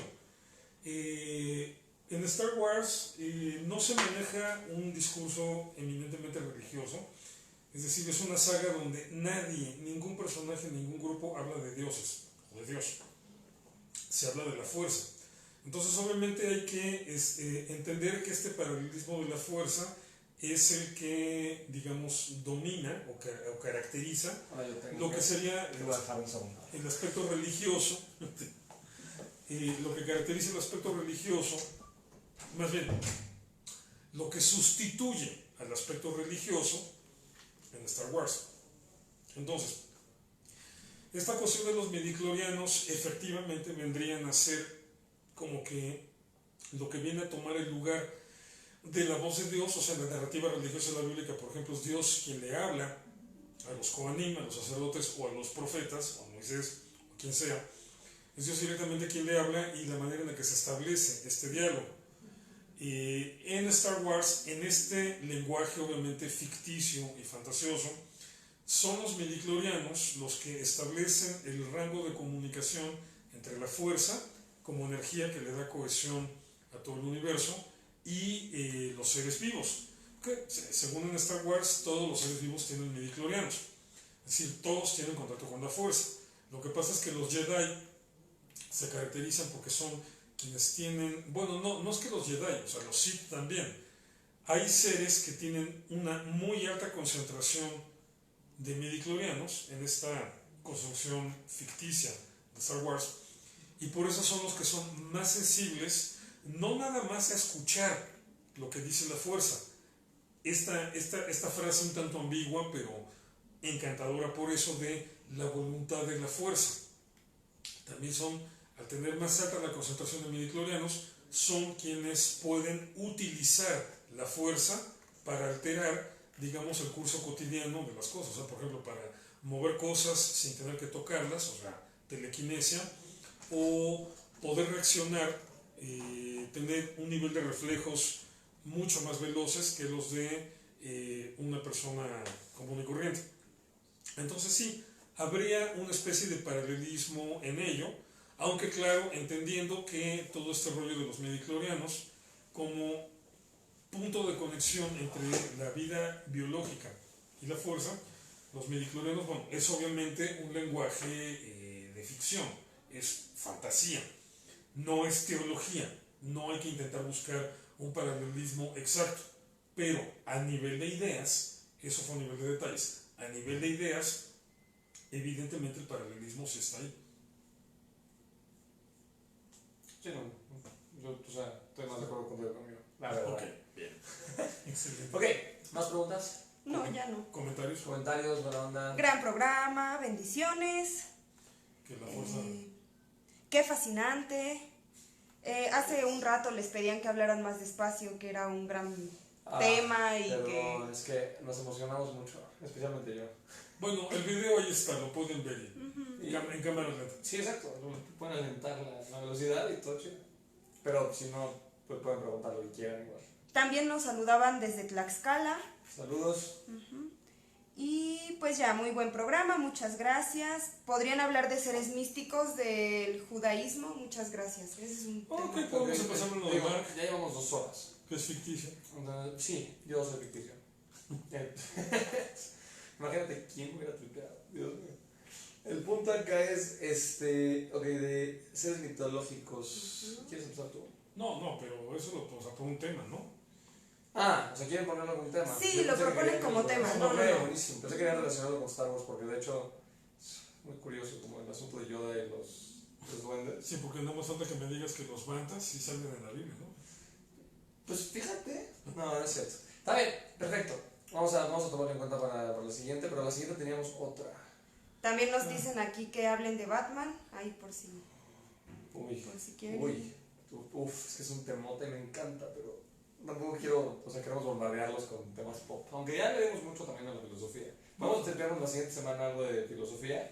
Sí. De hecho era eso, pues la filosofía. Bueno, íbamos a hablar de Filón de Alejandría, especialmente. Cierto. Y yo creo que la siguiente semana vamos a hablar de Filón de Alejandría y sería como para dentro de 2. Bueno, hay que ver porque viene Rosh Hashanah también y seguramente abordaremos temas de Yamim Noraim. Sí, porque son días de arrepentimiento, chance, creo que Kippur cae como el martes o miércoles. No podemos arrepentirnos de ver de Batman después. Pues yo me repito igual. Ya te estamos arrepintiendo. Ya me estaba arrepintiendo y ya me rompiste la inspiración. Pero bueno, pues bueno, les mandamos un gran saludo a todos. Bienvenidos, ya saben, a este espacio. Esperamos que les haya gustado. Me dio mucho gusto haber estado les voy a dejar la misma tarea de la semana pasada porque ahora va a ser diferente la experiencia. Vuelvan a ver Star Wars, si la vieron, si no la vieron, véanla. Sí es diferente cuando uno tiene un poco más de información sobre varias cosas que andan flotando ahí y las ves, este tipo de películas, con otra óptica, con otra perspectiva y creo que las disfrutas más. Entonces inténtenlo, sí vale la pena. Y por otro lado, mientras ya, tomando ya en cuenta esta perspectiva, fíjense específicamente cómo es que una persona que tiene conocimiento del viaje del héroe, desde afuera de la historia, ve cosas que otra persona no. O sea, igual ya se sabe la historia, ya saben cómo termina. Pero la forma en la que se logran esos éxitos que tienen los héroes. Me faltó hacer el comentario de los Jaguars. Sí. Es que con eso de la Comentarios complejos. con eso de la etimología de Jedi y su posible relación con Yehudi o con Jiden, que es en alemán o en Yiddish, Jude en alemán, Jid en Yiddish. También en inglés se dice you. De hecho, Woody Allen hay una escena baserísima, ¿no? Donde dice, no, o sea, el tipo me acosa, ¿no? O sea, no me puede preguntar how are you, sino how are you. De cómo estás judío, ¿no? Entonces, J-E-W, que es como se escribe judío en inglés, se parece mucho a Jaguar, que se escribe J-A-W-A. Y que bueno, los Jaguars pues siempre también andan con su capita, o sea, parecen Jedi chiquitos, sí. Son gente del desierto y son comerciantes, entonces parecieran la otra representación de la personalidad histórica judía, ¿no? De comerciantes del desierto, muy característicos. Y son, son personajes de lo más enternecedores. Y qué curioso, porque ellos son los que llevan a Artuditu con el mensaje de Lea, que de hecho es un holograma, prácticamente es Lux, a Luke Skywalker. Sí, son como los pingüinos, ¿no? De Star Wars, o sea, chiquitos, tiernos y también mortales, o sea, son inmortal, ¿no? Son un peligro, sí, son gente de la que te tienes que cuidar. Son muy buenos personajes. Sí, no, pero ese sacó un 10 Lucas con sus Jaguars. Total. Probablemente los otros judíos. Lo que pasa es que ciertos arquetipos te funcionan muy bien para construir personajes, ¿verdad? No tienes que estar construyendo todo un discurso simbólico de estos son judíos, no. Ciertos elementos de un grupo, en este caso los judíos, puedes aprovecharlos, por ejemplo, en los Jaguars, o en Tolkien, es un hecho. Yo quiero. Los enanos. Los enanos, Tolkien abiertamente dijo que se estaba basando en el pueblo judío para plantear la idea de los enanos. Ahora, aclaración, primero, antes de Señor de los Anillos, se hizo el Hobbit. Y en el Hobbit se plantean los arquetipos que es como estás diciendo, no es de que los agarra igualitos, pero los arquetipos que justo agarra para poder plasmar a los enanos como el pueblo judío, es el punto del exilio, es el hecho de regresar a su casa, el hecho de matar al dragón, que es ir en contra de la Yetzirah, etcétera, etcétera. Pero sí, los enanos son. La parte cómo comen, y cómo cantan, y cómo hacen. Bueno, y o sea, Digo, la barba, él podría haber participado. Que son los especialistas en la manufactura de joyas, o sea, ya una serie de estereotipos que se habían forjado en Europa desde la Europa medieval y sobre todo para la época de Tolkien. Entonces sí, es un hecho que Tolkien se inspiró en muchos rasgos del pueblo judío para construirle a los enanos. Entonces es un recurso que utilizan frecuentemente los autores de las sagas de fantasía. Entonces bueno, me faltaba hacer ese comentario, se me había olvidado de los Jaguars. Sí, muy bello. Pero bueno, les damos un gran saludo, esperamos que la hayan pasado bien con nosotros, igual que nosotros la pasamos bien con este tema. Nos vamos a ver la siguiente semana, miércoles, 12 del día. Vamos a hablar de la filosofía y el judaísmo, específicamente de Filón de Alejandría, que está justo en épocas helénicas, pesadas. Sí, porque ahí vamos a tener que hablar un poco también de cómo fue la relación del judaísmo con el helenismo. Exacto, y si quieren ver algo así como algo interesante para poder hablar de filosofía y de algunos puntos de diferencia o contraste, véanse, ¿cómo se llama esta película? De la última filósofa, que sale Rachel Weisz. La de Hipatia, Ágora, sí, Ágora es muy buena peli, habla de la última filósofa, que de hecho fue mujer. Aunque la historia está bastante retocada, o sea, no... No, bueno, obviamente está hecha, pero la verdad es que los va a meter en el mood. Sí, hay un episodio de Cosmos. Son 13 capítulos de Cosmos, así que pueden buscar en Google el índice, pero hay un capítulo que es por el 5 o 6, en donde se habla de toda esta cuestión de la filosofía. Se va mucho más atrás de Platón, desde la filosofía jónica, que es bastante anterior. Sí. Y bueno, ahí Carl Sagan explica cosas sobre Hipatia, sobre Eratóstenes y sobre... Igual también Neil deGrasse Tyson, o sea, en las dos versiones de Cosmos. ¿Vale? En las dos versiones. No sé si en la de Neil deGrasse Tyson. Bueno, búsquense la vieja. Pero busquen en la vieja. Ajá. Sí, es la que les digo, son 13 capítulos y uno está dedicado a temas de filosofía en la antigua Grecia, que también va a ser muy ilustrativo. Hecho. Pues bueno, muchas gracias, Irving. Al contrario, Marco, un placer. Gracias a ti por acompañarnos como invitado especial, aunque siempre estás aquí, pero Tantito. eres especial. Gracias. Ya me está preocupado. Pero no, hoy estamos hablando de Star Wars, así que eres espacial. Gracias, tú eres demasiado fuerte. Fuerza. Ok, ya. Les mando un gran abrazo. Nos vemos la próxima semana. Hasta luego.